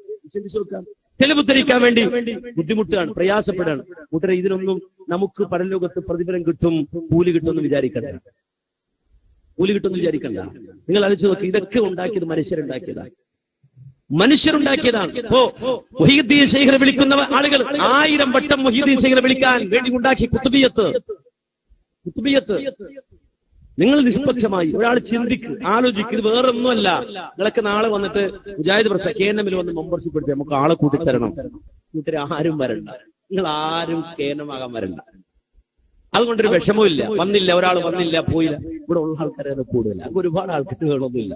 ഇത് ദഅവത്ത് നടത്താനുള്ള ഒരു സംവിധാനം, ഇത് പറയാനുള്ള സംവിധാനം. ഇവിടെ ആളെ ഇങ്ങനെ കൂട്ടിയിട്ട് അടുത്ത ഇലക്ഷൻ വരുമ്പോ ഞങ്ങൾ ഇത്ര ആൾക്കാരുണ്ട് കേട്ടോ, ഞങ്ങൾക്ക് ഇത്ര സീറ്റ്, ഞങ്ങൾ ആരും പോയിട്ടില്ല, പോകില്ല. പഞ്ചായത്ത് ഇലക്ഷനിലോ അല്ലെങ്കിൽ നമ്മുടെ ഇവിടുത്തെ നിയമസഭയിലേക്കുള്ള ഇലക്ഷനിൽ ഞങ്ങൾ പോകില്ല, അതിന് വേറെ പാർട്ടിക്കാരുണ്ട്, മതസംഘടനകൾ വേറുണ്ട്, അങ്ങനെ മത്സരിക്കും. ഞങ്ങൾ അങ്ങനെയല്ല. ഇത് അള്ളാഹുവിന്റെ ദീൻ പറയാൻ വേണ്ടിയിട്ടുള്ള ഒരു സംഘമാണ്, സംവിധാനമാണ്. എങ്കിലും ചിന്തിക്കുക ഇതിനെക്കുറിച്ച്. അല്ലെങ്കിൽ പലപ്പോഴും ഈ പറയുന്ന കുത്തുബിയത്ത് അത് ആരെഴുതി ഒന്ന് ചിന്തിച്ചു നോക്ക്. ആരെഴുതി, ഏത് കൊല്ലം എഴുതി, ഏത് കൊല്ലം എഴുതി കേട്ടോ? മൗലാന ഔറംഗസീബിന്റെ ഭരണകാലത്ത് ഹിജറാബ്ദം 1040 കായൽ പട്ടണത്തിൽ ജനിച്ച ഷെയ്ഖ് സദഖത്തുല്ലാഹിൽ കാഹിരി. ഈ ഷെയ്ഖ് സദഖത്തുല്ലാഹിൽ കാഹിരി എപ്പോഴുണ്ടായതാ? ഇവിടെ ഇന്ത്യ രാജ്യത്ത് ബ്രിട്ടീഷ് ആധിപത്യത്തിന് മുമ്പ് മുഗൾ ഭരണമുണ്ടായിരുന്നപ്പോൾ മുഗൾ ചക്രവർത്തിമാരിൽ ഒരാളായ ഔറംഗസീബിന്റെ കാലത്ത് ജീവിച്ച ആര്? സദഖത്തുല്ലാഹിൽ കാഹിരി. അപ്പൊ ഔറംഗസീബിന് മുമ്പ് നമുക്കറിയാം മുഹമ്മദ് ബിൻ ഖാസിം മുൾത്താൻ കീഴടക്കി. ആ മുഹമ്മദ് ബിൻ ഖാസിം മുൾത്താൻ കീഴടക്കിയതിന് ശേഷമാണ് മുഗൾ ഭരണ സംവിധാനം ഇവിടെ ആരംഭിക്കുന്നത്. അപ്പോ മുഹമ്മദ് ബിൻ ഖാസിം മുൾത്താൻ കീഴടക്കുമ്പോ കുത്തുബിയത്തുണ്ടോ? ഇന്ത്യയിൽ മുഗൾ ഭരണം വരുമ്പോ കുത്തുബിയത്തുണ്ടോ? ഇല്ല.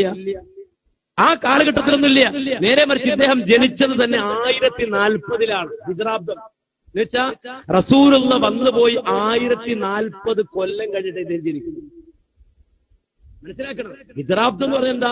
നബി ഹിജ്റ പോയത് അല്ലെ, ആ റസൂലുള്ള മക്കയിൽ നിന്ന് മദീനയിലേക്ക് ഹിജ്റ വന്നത് അല്ലെ. അപ്പോ ഈ റസൂലുള്ള വന്നുപോയി ഹിജ്റ വന്നിട്ട് 1040 കൊല്ലം, അതിൽ 10 കൊല്ലം നബി ജീവിച്ചിട്ടുണ്ട്, ബാക്കി പോയിക്കോട്ടെ. 1030 കൊല്ലം നബി വന്നു പോയിട്ട് 1030 കൊല്ലം ഇവിടെ ജീവിച്ച ഒരാളും കണ്ടിട്ടില്ല. 1400 കൊല്ലായി ഇസ്ലാം വന്നിട്ട്. പക്ഷേ 1030 കൊല്ലം ഇവിടെ ജീവിച്ച ഒരു മുസ്ലിമും 1030 കൊല്ലം.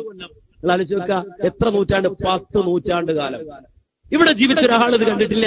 പിന്നെ ഔറംഗസീബിന്റെ കാലത്ത് ഇവിടെ നമ്മുടെ തമിഴ്നാട്ടിലെ കായൽ പട്ടണത്തിൽ വന്ന സദഖത്തുല്ലാഹിൽ കാഹിരിയാണ് ഇത് ചെയ്തത് എന്ന് പറയാണ്. ആലോചിച്ച് നോക്കുക. എന്നിട്ടോ ഇത് ചൊല്ലുമ്പോഴോ മുസ്ലിം ഉമ്മത്ത് എങ്ങനെ ചെല്ലുക? വെറുതെ ചെല്ലാണോ? ഇല്ല. നേരെ മറിച്ച് ആദ്യം വന്നിരുന്നിട്ട് ഇലാ ഹളറത്തി ശഫീനാ മുഹമ്മദിൻ സ്വല്ലല്ലാഹു അലൈഹി വസല്ലം അൽ ഫാത്തിഹ, നബിയുടെ പേരിൽ അൽ ഫാത്തിഹ. പിന്നെയോ ثم الى ارواح الانبياء والمرسلين والصحابه والتابعين وتابعي التابعين لا يمكن الفاتحه. പിന്നൊരു ഫാത്തിഹ. പിന്നെയോ സുമ്മ ഇലാ അർവാഹിൽ ഔലിയാഇ വശുഹദാഇ വസ്സിദ്ദീഖീന വസ്സാലിഹീന അൽ ഫാത്തിഹ. സിദ്ദീഖ്, ശുഹദാ, സ്വാലിഹീൻ, ഔലിയാ അവർക്ക് വേണ്ടി ഒരു ഫാത്തിഹ. പിന്നെന്താ സുമ്മ ഇലാ അർവാഹിൽ മലായികത്തില്ലാഹിൽ മുഖറബീന ജിബ്രീല വ മീകാഈല വ ഇസ്രാഫീല വ അസ്റാഈല. അപ്പോ ജിബ്രീൽ, മീകായിൽ, ഇസ്രാഫീൽ, അസ്റാഈൽ. വൽ ഹഫളത്തി വൽ ഹഫളത്തി ഹഫളത്തിന്റെ മലക്കൽ വറുഹാനിയീന റൂഹാനികൾക്ക് അല്ലെ അൽ മുവക്കലീന ബി ആലമിൽ ജിന്നി വൽ ഇൻസി ജിന്നുകളുടെയും അതുപോലെ മനുഷ്യരുടെ മേൽ ആലമിന്റെ മേൽ ഏൽപ്പിക്കപ്പെട്ട ആളുകൾ അവർക്ക് വകുബറാഇഹിം വറുഅസാഇഹിം അവരുടെ നേതാക്കന്മാർക്ക് എന്നിട്ട് മദ്ഹബ് വതംറയാത് വഹഷ്തശ്ലഖൂഷ്. എത്ര പ്രയാസപ്പെട്ടിട്ട് ഇത് പറയട്ടെ. എന്താ പറയണ്ടേ? വഹഷ്തശ്ലഖൂഷ് വഅഹ്മർ വശവാൽ വകശ്കശ് ലൈഊഷ്. ഇങ്ങനെ തന്നെ പറയണത്. എന്താണ്? ബർഖാൻ വഹദ്ലയാൻ വനജ് വനജ് സഹ്ലസ്തൂഷ്. എത്ര പ്രയാസപ്പെട്ടതായി പറയുന്നുണ്ട്. ഇങ്ങനെയൊക്കെയാണ് ഖുർആൻ അല്ലാഹു അവതരിപ്പിച്ച് നമ്മൾ ആകെ ഇടങ്ങാവൂലേ. അള്ളാഹു എത്ര സ്ഥലമായിട്ടാണ് കൂട്ടരെ നമുക്ക് നീ പറയുന്നത്. ഓരോ ദുആ അല്ലാഹു പഠിപ്പിച്ചത് അല്ലേ? ഇത് ആരൊക്കെയാ? എന്നിട്ട് വനജ് സഹ്ലസ്തൂഷ് മൈമൂൻ ലൻഇക് ഷഫൽ ഖത അഷ്കൂഷ്. ഇതൊക്കെ ഓരോ ആളുകളുടെ പേരാണ്. എത്ര സാഹസപ്പെട്ട പേരാണ്. ഫാത്തിഹ അയക്കാൻ വേണ്ടിയിട്ടുള്ള ആൾക്കാരാണ്. ആരേത്? പേര് പറയുന്നത് 15 പേരുണ്ട്. ഇതൊക്കെ ജിന്നാണ്, മനുഷ്യന്മാരല്ല. ഇതൊക്കെ ജിന്നുകൾക്ക് വേണ്ടിയിട്ടുള്ള ആൾക്കാർ. അവരൊക്കെ മുരീദന്മാരാണ്. ആരുടെ മുരീദ്? മുഹീദ്ദീൻ ശൈഖിന്റെ മുരീദന്മാരായ ജിന്നുകളാണ്, അവർക്കുള്ളതാണ്. ഏണ്ട അവരുടെയൊക്കെ പേര് ഇത്രയും കഷ്ടപ്പെട്ട് മദ്ഹബ് വതംറയാത് വഹഷ്തശ്ലഖൂഷ് വഅഹ്മർ വശവാൽ വകശ്കശ് ലൈഊഷ് ബർഖാൻ വഹദ്ലയാത് വനജ് സഹ്ലസ്തൂഷ് മൈമൂൻ സൻഇക് ഷതലത് ഷതൽ ഷതൽ തഷ്കൂഷ് വഅബിയൽ വശംഹൂറസ് വസൗബഅഹ്. ഇങ്ങനൊക്കെ പറഞ്ഞിട്ട് ആകെ അടങ്ങിറാക്കി ആകെ പറഞ്ഞിട്ട് ഇതൊക്കെ ചെയ്യുന്ന എന്തിനാ കൂട്ടരെ ചെയ്യുന്ന ആളുകളൊക്കെ വിചാരിക്കണം ഇപ്പൊ കൂലി പഠിച്ചു ഇപ്പൊ തരും. അല്ല ഇപ്പൊ കൂലി തരുന്ന. എന്നിട്ടോ നിങ്ങൾ ചിന്തിക്കുക. എന്നിട്ട് ഇങ്ങനെ പാടേണ്ടിരുന്നിട്ട് പാടി പാടി പാടി പാടി അവസാനം വിളിക്കണം ആരെ? ശൈഖിനെ, മുഹീദ്ദീൻ ശൈഖിനെ. ഏത് ശൈഖിനെ?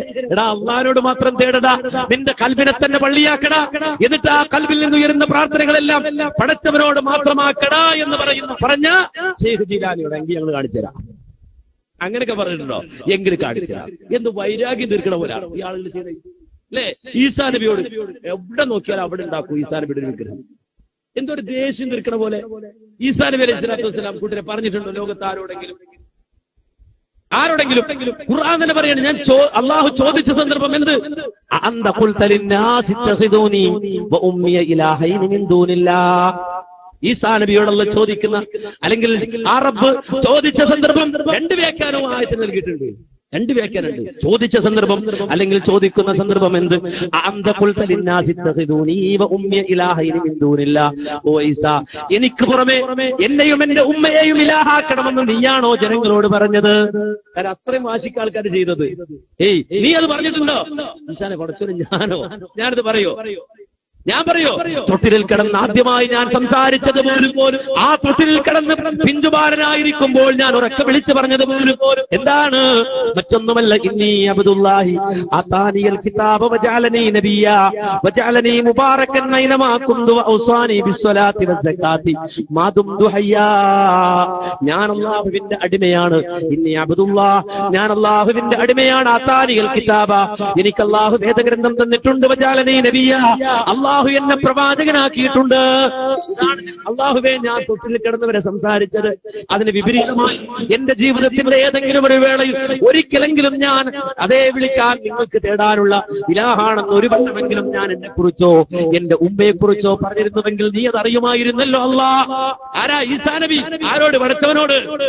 ആളുകളോ വാശി തീർക്കുന്ന പോലെ ഈസാ നബിയോട്, മറിയം ബീവിയോട്, മേരിയോട് വാശി തീർക്കുന്നത് പോലെ, ഇബ്രാഹിം നബിയോട് വാശി തീർക്കുന്ന പോലെ, ഇതുപോലെ തന്നെ ഇവിടെ മുഹീദ്ദീൻ ശൈഖിനോട് വാശി തീർക്കുന്ന പോലെയാണ് ചില ആളുകൾ. കാര്യം മുഹീദ്ദീൻ ശൈഖ് പടച്ചവനെ വിളിയടാ, അങ്കി കാണിച്ചു തരാം. എന്നിട്ട് ലൈറ്റ് അടച്ചിട്ട് 1000 വട്ടം വിളിക്കണം. ആരെ? ശൈഖിനെ, മുഹീദ്ദീൻ ശൈഖ്. ഖുർആൻ പറഞ്ഞൊരു കാര്യം എന്തെന്നറിയോ? ഖുർആൻ ചോദിക്കും നമ്മളോട്, വമൻ അദല്ലു മിമ്മൻ യദ്ഉ മിൻ ദൂനില്ലാഹി മൻ ലാ യസ്തജീബു ലഹു ഇലാ യൗമിൽ ഖിയാമ വഹും അൻ ദുആഇഹിം ഗാഫിലൂൻ. അല്ലാഹുവിന് പുറമെ അതെ അവരുടെ തേട്ടത്തിന് ഒരിക്കലും മറുപടി നൽകാത്ത ശക്തികളോട് തേടുന്നവനേക്കാൾ വഴിപിഴച്ചവൻ ആരുണ്ട്? ഖിയാമത്ത് നാൾ വരെ അവർക്ക് ഉത്തരം നൽകാൻ കഴിയാത്തവയോട് തേടുന്നവനേക്കാൾ വഴിപിഴച്ചവൻ ആരുണ്ട്? വഹും അൻ ദുആഇഹിം ഗാഫിലൂൻ. ഇവർ തേടുന്ന ശക്തികളാകട്ടെ ഇവരുടെ പ്രാർത്ഥനയെ സംബന്ധിച്ച് അവർ അശ്രദ്ധരാണ്, അവരിതറിയുന്നില്ല, അവരിത് മനസ്സിലാക്കുന്നില്ല. മാത്രമല്ല ഇദാ ഹുശറന്നാസ്, നാളെ പാരത്രിക ലോകത്ത് അല്ലാഹു സുബ്ഹാനഹു വ തആല ഇദാ അവരെയും ഇവരെയും ഒരുപോലെ ഹാജരാക്കപ്പെടുമ്പോ കാനൂ ലഹും അഅദാഅൻ വകാനൂ ബിഇബാദതിഹിം കാഫിരീൻ, അവർ ഇവരുടെ ശത്രുക്കളായി മാറും. ആര്? ഈസാ നബിയോട് തേടിയ ആളുകൾക്ക് ശത്രുവായി മാറും ആര്? ഈസാ നബി. അതുപോലെ തന്നെ ഇബ്രാഹിം നബിയോട് തേടിയവരോട് ശത്രുവായി മാറും ഇബ്രാഹിം നബി. മുഹയ്യിദ്ദീൻ ശൈഖിനോട് തേടിയവരോട് ശത്രുവായി മാറും ആര്? മുഹയ്യിദ്ദീൻ ശൈഖ് റഹിമഹുല്ലാഹ്. അവർ പറയും, പടച്ചോനെ ഞങ്ങൾ പറഞ്ഞിട്ടില്ല, അത് ഏതോ സദഖത്തുല്ലാഹിൽ ഖാഹിരി തമിഴ്നാട്ടിൽ നിന്ന് വന്ന ആൾ എഴുതിയതാണ്, ഞാൻ പറഞ്ഞതല്ല എന്ന് പറയും. അല്ലേ? ഖുർആൻ പഠിപ്പിക്കാൻ.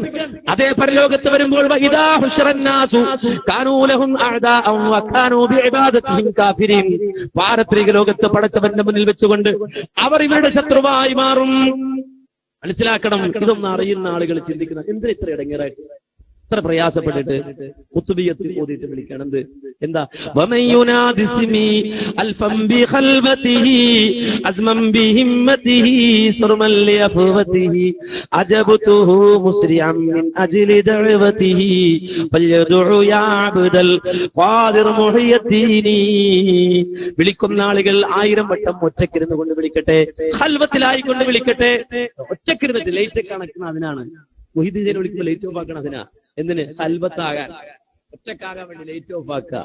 എന്നിട്ട് ഇരുട്ടത്തിരുന്നിട്ട് വിളിക്കുക. പണ്ട് പെട്രോൾ മാക്സ് അത് ഓഫാക്കി വെക്കും, എന്നിട്ടാ വിളിക്കല്. ഓർമ്മ ഉണ്ടാവും, പഴയ കാലത്ത് കുത്തുബിയത്ത് കിടക്കുമ്പോൾ പെട്രോൾ മാക്സ് നടക്കുന്നുണ്ടാവും. അതിങ്ങനെ ഓഫാക്കി വെച്ചിട്ടാ പിന്നെ ഒരു വിളി തുടങ്ങും. എന്തല്ല യാ ശൈഖ് യാ മുഹയ്യിദ്ദീൻ അബ്ദുൽ ഖാദിർ ജീലാനി, യാ ശൈഖ് യാ മുഹയ്യിദ്ദീൻ അബ്ദുൽ ഖാദിർ ജീലാനി. ആ വിളിയൊക്കെ കേട്ടാ നമുക്ക് വരട്ടാൻ തോന്നും, പേടിപ്പിക്കാൻ തോന്നും. അജാദ് വിളിയാ, എന്തോ ഒരു വാശി നിൽക്കുന്ന പോലെ എത്ര വിളി. എന്നിട്ട് പിന്നെ തർക്ക് 1000 വട്ടാണ് വിളിക്കണത്. അപ്പൊ യാ ശൈഖ് യാ മുഹയ്യിദ്ദീൻ അബ്ദുൽ ഖാദിർ ജീലാനി എന്ന് വിളിക്കുമ്പോ അത് ചിലപ്പോ അതിനകത്ത് 4 വട്ടം പറയുന്നുണ്ട് ശൈഖിന്റെ പേര്. അതുകൊണ്ട് 250 വെച്ച് മതിയോ? അത് 1000 തേക്കണം. ചർച്ചയാണ്. 250 വെച്ച് മതിയോ? 4 വട്ടം വിളിക്കണ്ടല്ലോ, അപ്പൊ 1000 ആയല്ലോ. 1000 വട്ടം വിളിക്കാനല്ലേ പറഞ്ഞുള്ളൂ. അത് മതിയോ? അല്ല, 1000 വട്ടവും ഇത് തന്നെ വിളിക്കണം. അപ്പൊ ഇപ്പൊ ഒരു മൂല്യാര് ബുക്ക് എഴുതിയിട്ടുണ്ട്, 1000 വട്ടവും തികച്ചു തന്നെ വിളിക്കണം. ഇത് ഉണ്ടോ? അപ്പൊ ഇപ്പൊ അങ്ങനെ ചർച്ച. നിങ്ങൾ ചിന്തിക്കുക, ഇതൊക്കെ ചർച്ച ആരെ വിളിക്കുന്ന കാര്യത്തെ പറ്റി ചർച്ചയാണ്. ആരെ വിളിക്കുന്ന കാര്യത്തെ പറ്റി ചർച്ചയാണ്. ശൈഖ് ജീലാനി വിളിക്കുന്ന ആളുകൾ ചർച്ച ചെയ്യണം. എന്താ മുഖാമുഖം വാദപ്രതിവാദം ഖണ്ഡന പ്രസംഗം ഇതിന്റെ ആവശ്യമുണ്ടോ കൂട്ടരെ? ഇല്ല. ഖുർആനിൽ അല്ലാഹു സുബ്ഹാനഹു വ തആല നെഞ്ചത്ത് കൈവച്ച്, ചിലർക്ക് അത് പ്രയാസമാണ്, ചിലർക്ക് നെഞ്ചത്ത് കൈവെക്കുന്നത് ഭയങ്കര പ്രയാസമാണ്. നെഞ്ചത്ത് കൈവെക്കാൻ മോശപ്പെട്ട കാര്യം തന്നെ. നെഞ്ചത്ത് കൈവെക്കാന്ന് വെച്ചാൽ ഏതൊരു മനുഷ്യന് എന്ത് പ്രശ്നം ഉണ്ടെങ്കിലും ആദ്യം വെക്കണം എവിടെയാ? കൈവെക്കണ എവിടെയാ? എവിടെയാ കൈവെക്കണേ? നെഞ്ചത്താ. അല്ല, അവിടെ ഒരു സാധനം ഉണ്ട്, അവിടെ വെച്ച് നോക്കിയാ കാണാ, കേൾക്കാൻ. അവിടെയാണ് ഹൃദയം ഉള്ളത്, അവിടെ ഹൃദയം. അതുകൊണ്ട് ആ കൈകെട്ടുന്നതിന്റെ ഹിക്മത്ത് ഇക്കീന്റെ കിതാബിലടക്കം പറഞ്ഞത് എന്താണെന്നറിയോ? എന്തിനാ കൈകെട്ടുന്നത്? അതിന്റെ ഹിക്മത്ത് എന്തിനാ? നിസ്കരിക്കും കൈകെട്ട എങ്ങനെ അലിക്കുമ്പോൾ അസംബ്ലിക്ക് അസംബ്ലിക്ക് കൈയൊക്കെ താത്തിട്ട് ആയിരുന്നാ പറയാ. എന്തിനാ ഈ കൈ കെട്ടുന്നത്? അതിന്റെ ഹിക്മത്ത് എന്താ? അയ്യകൂന ഫൗക അശ്റഫിൽ അഅ്ളാ, ആ 2 കൈകളെ ശരീരത്തിലെ ഏറ്റവും ശറഫാക്കപ്പെട്ട സ്ഥലത്ത് വെക്കലാണ്. ആ 2 കൈകളെ ശരീരത്തിലെ ഏറ്റവും ശറഫാക്കപ്പെട്ട സ്ഥാനത്ത് വെക്കലാണ് കൈ കെട്ടുന്നതിന്റെ ഉദ്ദേശം. അതെവിടെ? വേറെ ഏറ്റവും ശറഫാക്കപ്പെട്ട സ്ഥലം ആണോ? ആണോ? ആണോ? ഏറ്റവും ശറഫാക്കപ്പെട്ട സ്ഥലം എവിടെയാ? നബി പറഞ്ഞിട്ടുണ്ട്, ഇന്ന ഫിൽ ജസദി മുദ്അ ഇദാ സലഹത് സലഹൽ ജസദു കുല്ലുഹു വ ഇദാ ഫസദത് ഫസദൽ ജസദു കുല്ലുഹു അലാ വഹിയൽ ഖൽബ്. നിശ്ചയമായും മനുഷ്യ ശരീരത്തിൽ ഒരു മാംസകഷ്ണമുണ്ട്, അത് നന്നായാൽ ശരീരം മുഴുവൻ നന്നായി, അത് ദുഷിച്ചാൽ ശരീരം മുഴുവൻ ദുഷിച്ചു. അലാ വഹിയൽ ഖൽബ്, അത് ഹൃദയമാണ്. ഒരു സംശയമില്ല, ഹൃദയമാണ് ശരീരത്തിലെ ഏറ്റവും പ്രധാനപ്പെട്ട അവയവം. ആ 2 കൈയും അങ്ങോട്ട് അതിന്റെ മുകളിൽ വെച്ചത്, അതായി നെഞ്ചത്ത് വെക്കാൻ പറഞ്ഞു. മനസ്സിലാക്കണം. എന്നിട്ട് ആ നെഞ്ചിൽ വെക്ക, അതിന് ഹിക്മത്ത് പറഞ്ഞ പണ്ഡിതന്മാരാണ്. എന്ത് അതിന്റെ ഹിക്മത്ത് എന്താ? ഒരു മനുഷ്യൻ ഇന്നൽ ഇൻസാന ഇദാ ഖാഫ അലാ ശൈഇൻ ഹഫളഹു ബിയദിഹി, ഏതെങ്കിലും ഒരാൾ ഏതെങ്കിലും ഒന്നിന്റെ പേരിൽ പേടിച്ചാൽ ഹഫളഹു ബിയദിഹി, കൈകൊണ്ട് അവനെ സംരക്ഷിക്കുമല്ലോ. ഈ ബുക്ക് കൊണ്ട് വീണു എന്ന് പേടിച്ച പെട്ടെന്ന് ഞാൻ കൈവെക്കും. അതെന്തിനാ?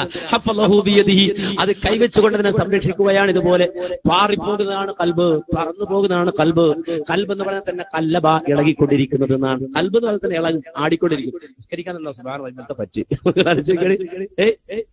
ഒരാള് പറ്റ് എഴുതാൻ മറന്നുപോയി, പറ്റെഴുതാൻ മറന്നുപോയി. ഒരു കാക്ക വെച്ചത് അത് ഇതിനെ പറ്റെഴുതാൻ മറന്നു, ഇത് ഓർക്കണ്ടോന്ന് വെച്ചു.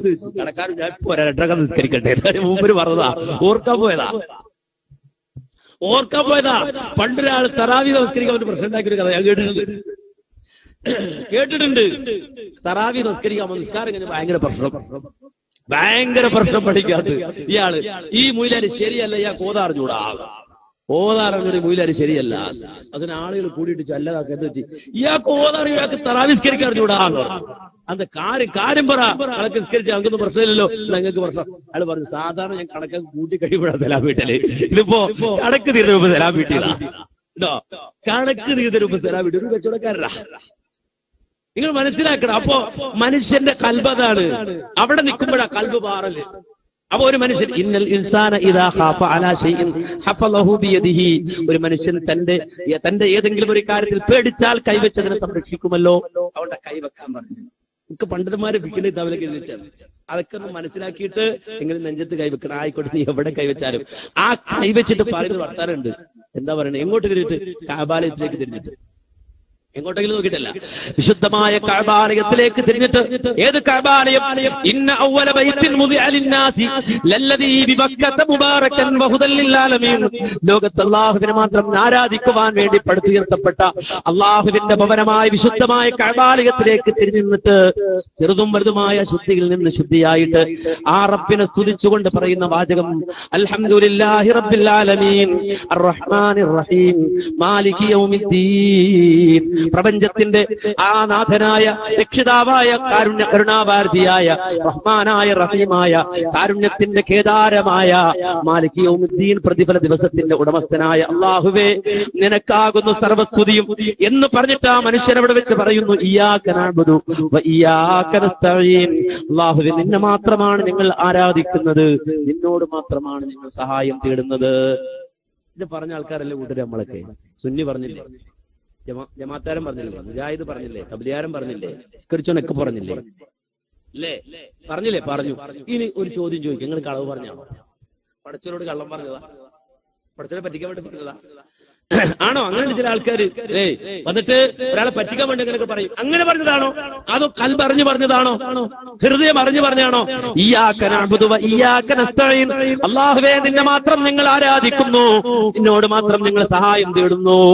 അത് അറിഞ്ഞു പറഞ്ഞതാണോ? ആണോ? അതോ കള്ളം പറഞ്ഞാണോ? ചിന്തിക്കണം. നിങ്ങൾ മറിച്ചു വെക്ക ആയത്തിന്റെ വ്യാഖ്യാനം. ഫഖ്റുദ്ദീൻ റാസി ഈ ആയത്തിനെ വ്യാഖ്യാനിച്ചപ്പോൾ പറഞ്ഞു, എന്താ പറഞ്ഞത്? ഞാൻ ഈ നിലപാട് സ്വീകരിക്കുമ്പോ, അഥവാ ഇയ്യാക നഅ്ബുദു വ ഇയ്യാക നസ്തഈൻ എന്ന് പറയുമ്പോ, അത് പ്രഖ്യാപിക്കുന്ന മനുഷ്യന്, അത് പറയുന്ന മനുഷ്യന് ഒരു വിചാരമുണ്ടാകണം, ഒരു വികാരമുണ്ടാകണം. എന്തായിരിക്കണം ആ വികാരമെന്നറിയുമോ? വിചാരമെന്നറിയുമോ? ഞാനിവിടെ സ്വീകരിക്കുന്ന ഒരു മാർഗമുണ്ട്, ഞാനിവിടെ സ്വീകരിക്കുന്ന ഒരു വഴിയുണ്ട്. അത് ഏതെങ്കിലും ഒരു വഴിയല്ല, ഏതെങ്കിലും ഒരു മാർഗമല്ല. വഅൻ അഖ്തദി ബിഹാദാ ബിൽ ഖലീൽ അലൈഹിസ്സലാം, ഞാൻ ഈ വഴിയിൽ ഈ കാര്യത്തിൽ സ്വീകരിക്കുന്നത് മഹാനായ ഖലീൽ അലൈഹിസ്സലാം, ഇബ്രാഹിം നബി അലൈഹിസ്സലാത്തു വസ്സലാമിന്റെ മാർഗമാണ്. ഇബ്രാഹിം നബിയുടെ മാർഗമാണ് ഞാൻ സ്വീകരിക്കുന്നത്, ആ വഴിയാണ് ഞാൻ സ്വീകരിക്കുന്നത്. എന്താണ് ഇബ്രാഹിം നബിയുടെ മാർഗം? തൗഹീദിന്റെ മാർഗത്തിൽ അടരാടിയിട്ട്, തൗഹീദ് പറഞ്ഞിട്ട്, തൗഹീദിന് വേണ്ടി വാദിച്ചിട്ട്, അവസാനം വീട്ടിൽ നിന്ന് വാപ്പ ഇറക്കി വിടുമ്പോൾ, മോനെ അർജുമന്നക, നീ പണി നിർത്താതെ ഇനിയും ഇതുമായി വന്നാൽ നിന്നെ കല്ലെടുത്തെറിയുമെന്ന് വാപ്പ പറഞ്ഞത് കേട്ട്, ആ വാപ്പയുടെ ആ ശകാരവർഷം കേട്ടിട്ട്, ഞാൻ പോവുകയാണ് വാപ്പ, ഇന്നി റാഹിബുൻ ഇലാ റബ്ബി സയഹ്ദീൻ, എന്റെ റബ്ബിന്റെ മാർഗത്തിലേക്ക് ഞാൻ ഇറങ്ങുകയാണ് വാപ്പാ. എന്റെ വീട്ടിൽ എനിക്ക് ജീവിക്കാൻ അവകാശം തന്നില്ല എങ്കിൽ, എന്റെ വീട്ടിൽ എനിക്ക് ജീവിക്കുവാനുള്ള സൗകര്യം തന്നില്ല എങ്കിൽ, അതിന്റെ പേരിൽ എന്റെ ആദർശം മാറ്റാൻ ഒരുക്കമല്ല. എന്റെ വീട്ടിൽ കയറി, എന്റെ കുടുംബത്തിൽ കയറി എനിക്ക് കിടന്നുറങ്ങാനുള്ള അവകാശം എനിക്ക് കിട്ടാൻ, അതിന് പകരമായി എന്റെ ആദർശം മാറ്റാൻ ഞാൻ ഒരുക്കമല്ല. ഈ ആദർശത്തിന് വേണ്ടി എന്റെ വീട് ഞാൻ വലിച്ചെറിയേണ്ടി വന്നാൽ ഞാൻ വലിച്ചെറിയും ഉപ്പാ എന്ന് പറഞ്ഞുകൊണ്ട് ഇറങ്ങിപ്പോയ മഹാനായ ഇബ്രാഹിം അലൈഹിസ്സലാത്തു വസ്സലാം. അങ്ങനെ മഹാനായ ഇബ്രാഹിം അലൈഹിസ്സലാം നാട്ടിലേക്ക് ഇറങ്ങി തൗഹീദ് പറയുമ്പോ, ലാ ഇലാഹ ഇല്ലല്ലാഹ് പറയുമ്പോ, ലാ ഇലാഹ ഇല്ലല്ലാഹ് പ്രഖ്യാപിക്കുമ്പോ നാട്ടുകാര് പറഞ്ഞത് എന്താണെന്നറിയോ? സ്വാലിഹായ ഒരു മനുഷ്യൻ നമ്മുടെ നാട്ടിലുണ്ട്, നല്ലവനായ ഒരു മനുഷ്യൻ നമ്മുടെ നാട്ടിലുണ്ട്, നമുക്കെല്ലാവർക്കും അയാളെ ആദരിക്കണം, അയാളെ ബഹുമാനിക്കണം, അയാൾക്ക് പൂമാല കൊടുക്കണം, അയാൾക്ക് നോട്ടുമാല കൊടുക്കണം എന്നാണോ? അല്ല, നേരെ മറിച്ച് നാട്ടുകാര് പറഞ്ഞത് ഹരിക്കൂ, ഹരിക്കൂ, കരിക്കടാ അവനെ, കത്തിക്കടാ അവനെ എന്നാണ്. കരിക്കടാ, കത്തിക്കടാ എന്നാണ്. ആരെ കത്തിക്കാൻ? ഇബ്രാഹിം നബിയെ കത്തിക്കാനാ തീരുമാനിച്ചത്. ഇബ്രാഹിം അലൈഹിസ്സലാത്തു വസ്സലാമിനെ കത്തിക്കാനാ തീരുമാനിച്ചത്. എന്നിട്ട് ആളുകൾക്ക് ആവേശമുണ്ടാകാൻ അവര് പറഞ്ഞ വാചകം ഖുർആൻ ലോകാവസാനം വരെ വരുന്ന ആളുകൾക്ക് വേണ്ടി രേഖപ്പെടുത്തി വെച്ചത്, വൻസുറു ആലിഹത്തക്കും ഇൻ കുന്തും ഫാഇലീൻ. നിങ്ങളുടെ ഇലാഹുകളായ ഈ ദൈവങ്ങൾക്ക് വേണ്ടി നിങ്ങൾ എന്തെങ്കിലും ചെയ്യുമെങ്കിൽ, ഇവരെ നിങ്ങൾ സഹായിക്കുമെങ്കിൽ, അതേ നിങ്ങളുടെ ദൈവങ്ങൾക്ക് വേണ്ടി നിങ്ങൾ ഏതെങ്കിലും തരത്തിൽ എന്തെങ്കിലും ഉപകാരം ചെയ്യുമെങ്കിൽ ഇവനെ കരിക്കടാ, കത്തിക്കടാ. കാരണം നമ്മുടെ ദൈവങ്ങൾക്കെല്ലാം ശത്രുവായവൻ ഇവനാണ്. കരിക്കാൻ വേണ്ടി കൽപ്പന പുറപ്പെടുവിക്കുമ്പോ നാട്ടിലെ ഉമ്മാമമാരടക്കം ഇളകി വന്നു എന്നാണ് ചരിത്രം പറയുന്നത്. വല്ലുമ്മമാരടക്കം നാട്ടുകാർ മുഴുവനായി അല്ലേ? നിങ്ങൾ ആലോചിക്കുക. ഇപ്പോ കഴിഞ്ഞ ദിവസം കണ്ടില്ല, നെട്ടൂർ എറിയടാ, എറിയടാ. ആരെ എറിയടാ? സാധുക്കളെ നമ്മളെ നിങ്ങൾക്ക് കണ്ടിട്ട് എറിയാൻ തോന്നുന്നല്ലോ മനുഷ്യന്മാരെ. ഞങ്ങളായി സാധുക്കളെ കണ്ടിട്ട് എറിയാൻ തോന്നുന്നുണ്ടല്ലോ. ഇതുപോലെ എറിയടാ, കത്തിക്കടാ, കത്തിക്കടാ. ഉമ്മാമ്മമാര് നേർച്ചയാക്കുന്ന ചെറിയ മക്കൾക്ക് വയറ്റിനും ഉണ്ടാവുമ്പോ ഉമ്മ നേർച്ചയാക്കുമായിരുന്നു. ഇത്രയും ഹദീസായത്. ഉമ്മ നേർച്ചയാക്കി എന്ത്? ഇബ്രാഹിമിനെ കത്തിക്കാനുള്ള ആ ശേഖരത്തെ 5 പേർ നേർച്ചയാക്കിയിരിക്കുന്നു. അങ്ങനെ ഒരു നേർച്ചയാക്കി കൊടുത്തത് വിറക് എന്തിനാ? കത്തിക്കാൻ. കാര്യം ഞങ്ങളുടെ ഇലാഹുകൾക്കെതിരെ സംസാരിക്കുന്ന ഒരുത്തൻ അവനെ വിടാൻ പാടില്ലല്ലോ. അപ്പൊ അവന് വേണ്ടി ദൈവപ്രീതിക്കായിട്ട് അവനെ കത്തിക്കാന്ന നാട്ടുകാർ നേർച്ചയാക്കിയത്. ആരെ? ഇബ്രാഹിം നബി കത്തിക്കാൻ. അങ്ങനെ തീ കുണ്ടാരം ഒരുക്കി ആളിപ്പടരുന്ന തീ, ആ തീ ഇങ്ങനെ പടരുമ്പോ ഇബ്രാഹിം നബി അലൈഹിസ്സലാത്തു വസ്സലാമിന്റെ കൈകാലുകൾ ബന്ധിച്ച് എറിയാൻ വേണ്ടി കൊണ്ടുവരുമ്പോ ചൂട് കൊണ്ടെടുക്കാൻ കഴിയില്ല, അത്രമാത്രം ശക്തമായ തീ. ആ തീയിൽ നിന്ന് തീ ഇങ്ങനെ, അതിന്റെ ആ ശക്തമായ ചൂടിങ്ങനെ തള്ളുമ്പോ ഇബ്രാഹിം നബിയും കൊണ്ട് എന്റെ അടുത്തേക്ക് പോകാൻ കഴിയാതെ വന്നപ്പോ എങ്ങനെ ഇബ്രാഹിമിനെ അതിലേക്ക് ഇടുമെന്ന് ചർച്ചയായി. അവരെന്താ അവസാനം തീരുമാനിച്ചറിയും? വലിയൊരു അമ്പുണ്ടാക്കാനായി വെച്ച് ഇത് കെട്ടി വലിച്ചുവിടുക അതിന്റെ ഉള്ളിലേക്ക്.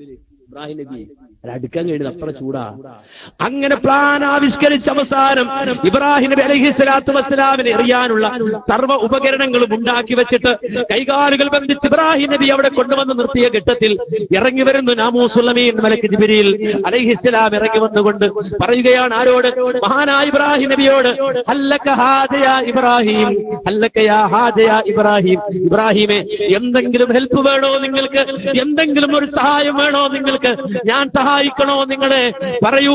100-ലധികം ചിറകുകൾ നൽകപ്പെട്ട എനിക്ക്, ആകാശഭൂമികളുടെ ആകാരമുള്ള എനിക്ക് താങ്കൾ സഹായിക്കാൻ കഴിയും. താങ്കളൊന്ന് പറഞ്ഞാൽ ഈ തീക്കുണ്ടാരം ഞാൻ കെടുത്തി തരാം. താങ്കളെ എറിയാൻ കൊണ്ടുവന്ന ഈ ജനതയെ ഞാൻ എടുത്തെറിഞ്ഞു തരാം. അതുകൊണ്ട് ഹല്ലക ഹാജ യാ ഇബ്രാഹിം, താങ്കൾക്ക് വല്ല ഹെൽപ്പും വേണോ, സഹായവും വേണോ എന്ന് ചോദിച്ചിട്ട് 600-ലധികം ചിറകുകളുള്ള മലക്ക് മഹാനായ ജിബ്രീൽ അലൈഹിസ്സലാം ഇറങ്ങി വരുമ്പോ ആ ജിബ്രീലിലേക്ക് കൈകാലുകൾ ബന്ധിക്കപ്പെട്ട ഇബ്രാഹിം അലൈഹിസ്സലാം നോക്കിക്കൊണ്ട് പറഞ്ഞു പത്രേ, ഫഅമ്മാ ഇലൈക ഫലാ, ഫഅമ്മാ ഇലൈക ഫലാ, ഫഅമ്മാ ഇലൈക ഫലാ, ഹസ്ബിയല്ലാഹ്, ഹസ്ബിയല്ലാഹ്, ഹസ്ബിയല്ലാഹ്. ജിബ്രീലേ, നിന്റെ സഹായം എനിക്ക് വേണ്ട, നിന്റെ ഹെൽപ്പ് എനിക്ക് വേണ്ട, ഒരാളുടെയും സഹായം എനിക്ക് വേണ്ട. ഞാൻ ആർക്ക് വേണ്ടി വാദിക്കുമോ, ഞാൻ ആർക്ക് വേണ്ടി ജീവിക്കുന്നുവോ, ഞാൻ ആർക്ക് വേണ്ടി എന്റെ ജീവൻ നൽകുമോ, എന്റെ അവസാന ശ്വാസം വരെ ഞാൻ ആർക്ക് വേണ്ടി വാദിക്കുമോ, ആ റബ്ബിന്റെ സഹായമല്ലാതെ ഒരാളുടെയും സഹായം എനിക്ക് വേണ്ട എന്ന് ആടിക്കത്തുന്ന തീക്കുണ്ടാരത്തിന്റെ മുന്നിൽ നിന്നുകൊണ്ട് ഇബ്രാഹിം അലൈഹിസ്സലാം അത് വിളിച്ച് പറയുമ്പോ ഇബ്രാഹിം നബിയുടെ മാനസികാവസ്ഥ എന്തായിരുന്നു? ആ മാനസികാവസ്ഥയായിരിക്കണം അതേ നിശബ്ദമായ കഅബാലയത്തിലേക്ക് തിരിഞ്ഞിട്ട് ഇയ്യാക നഅ്ബുദു വ ഇയ്യാക നസ്തഈൻ എന്ന് പറയുന്ന മനുഷ്യനുണ്ടാകേണ്ടത് എന്ന് ഫഖ്റുദ്ദീൻ റാസി തന്റെ തഫ്സീറിൽ രേഖപ്പെടുത്തി വെച്ചിട്ടുണ്ട്. നിങ്ങൾ ഉണ്ടോ എന്ന് പോയി ഉസ്താദിനോട് ചോദിച്ചിട്ടോ? റാസിയിൽ അങ്ങനെ ഉണ്ടോ ഉസ്താദേ എന്ന് പോയി ചോദിച്ചിട്ടോ?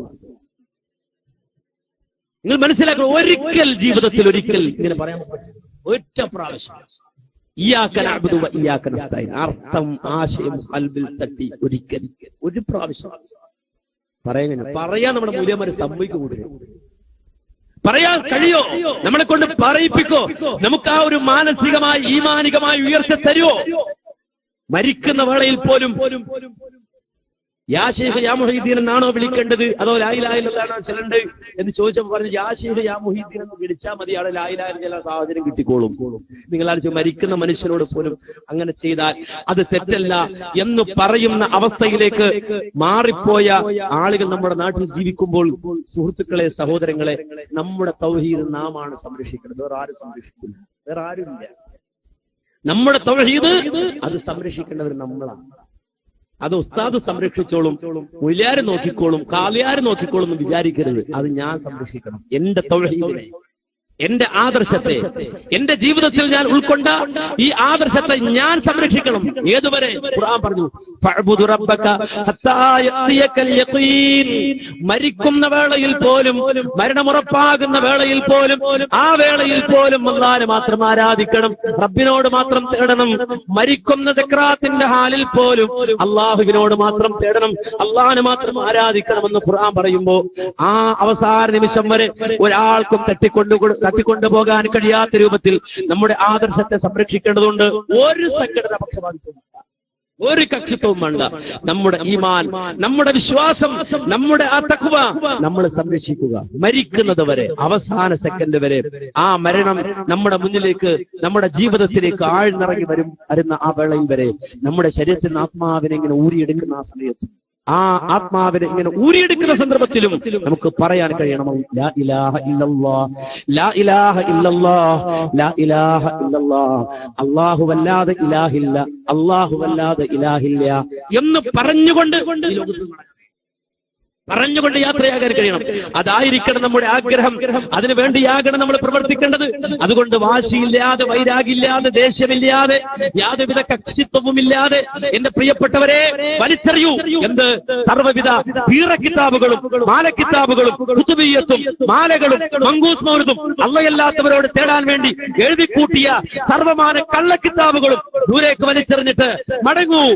ഹൃദയം നന്നാക്കി അള്ളാഹുവിലേക്ക്, പടച്ചിറപ്പിലേക്ക് നിഷ്കളങ്കമായി, ഹുനഫായി, പടച്ചവനെ സമർപ്പിക്കുന്നവനായി, ഇന്ന സ്വലാത്തി വനുസുകി വമഹ്യായ വമമാതി ലില്ലാഹി റബ്ബിൽ ആലമീൻ, എന്റെ ജീവിതവും എന്റെ മരണവും അതുപോലെ തന്നെ എന്റെ നമസ്കാരവും എന്റെ ബലികർമ്മവും സർവ്വതും എന്റെ റബ്ബിന് മാത്രമാണ്, അള്ളാഹുവിന് മാത്രമാണ്, പടച്ചിറപ്പിന് മാത്രമാണെന്ന് പ്രഖ്യാപിച്ചുകൊണ്ട് തൗഹീദിന്റെ വിശുദ്ധമായ സരണിയിലേക്ക്, തൗഹീദിന്റെ വിശുദ്ധമായ മാർഗത്തിലേക്ക് ഇറങ്ങുക. റബ്ബേ, ഞങ്ങൾ നീ തുടക്കണം റഹ്മാനെ. അള്ളാഹുവേ, ആ തൗഹീദ്, ആ മാർഗം ഞങ്ങൾക്ക് നീ തരണം റഹ്മാനെ.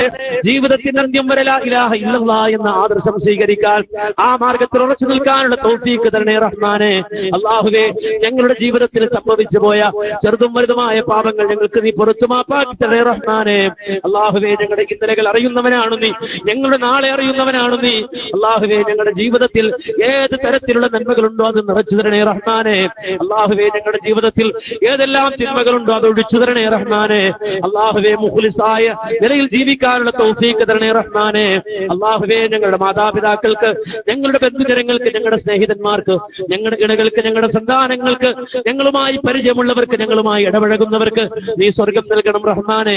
അല്ലാഹുവേ, ഞങ്ങളുടെ ജീവിതത്തിൽ ആരെല്ലാം ഞങ്ങളുമായി ബന്ധപ്പെടുന്നു അവർക്കെല്ലാം നീ ഹിദായത്തിന്റെ വെളിച്ചം ഞങ്ങൾ വഴി നൽകണേ റഹ്മാനെ. അല്ലാഹുവേ, ഞങ്ങളുടെ അയൽവാസികൾക്ക് നീ ഹിദായത്തും ബറക്കത്തും നൽകണം റഹ്മാനെ. അല്ലാഹുവേ, ഞങ്ങളുടെ കടങ്ങളിൽ നിന്ന്, ദുരിതങ്ങളിൽ നിന്ന്, കെട്ടതകളിൽ നിന്ന് കാത്തുരക്ഷിക്കണേ റഹ്മാനെ.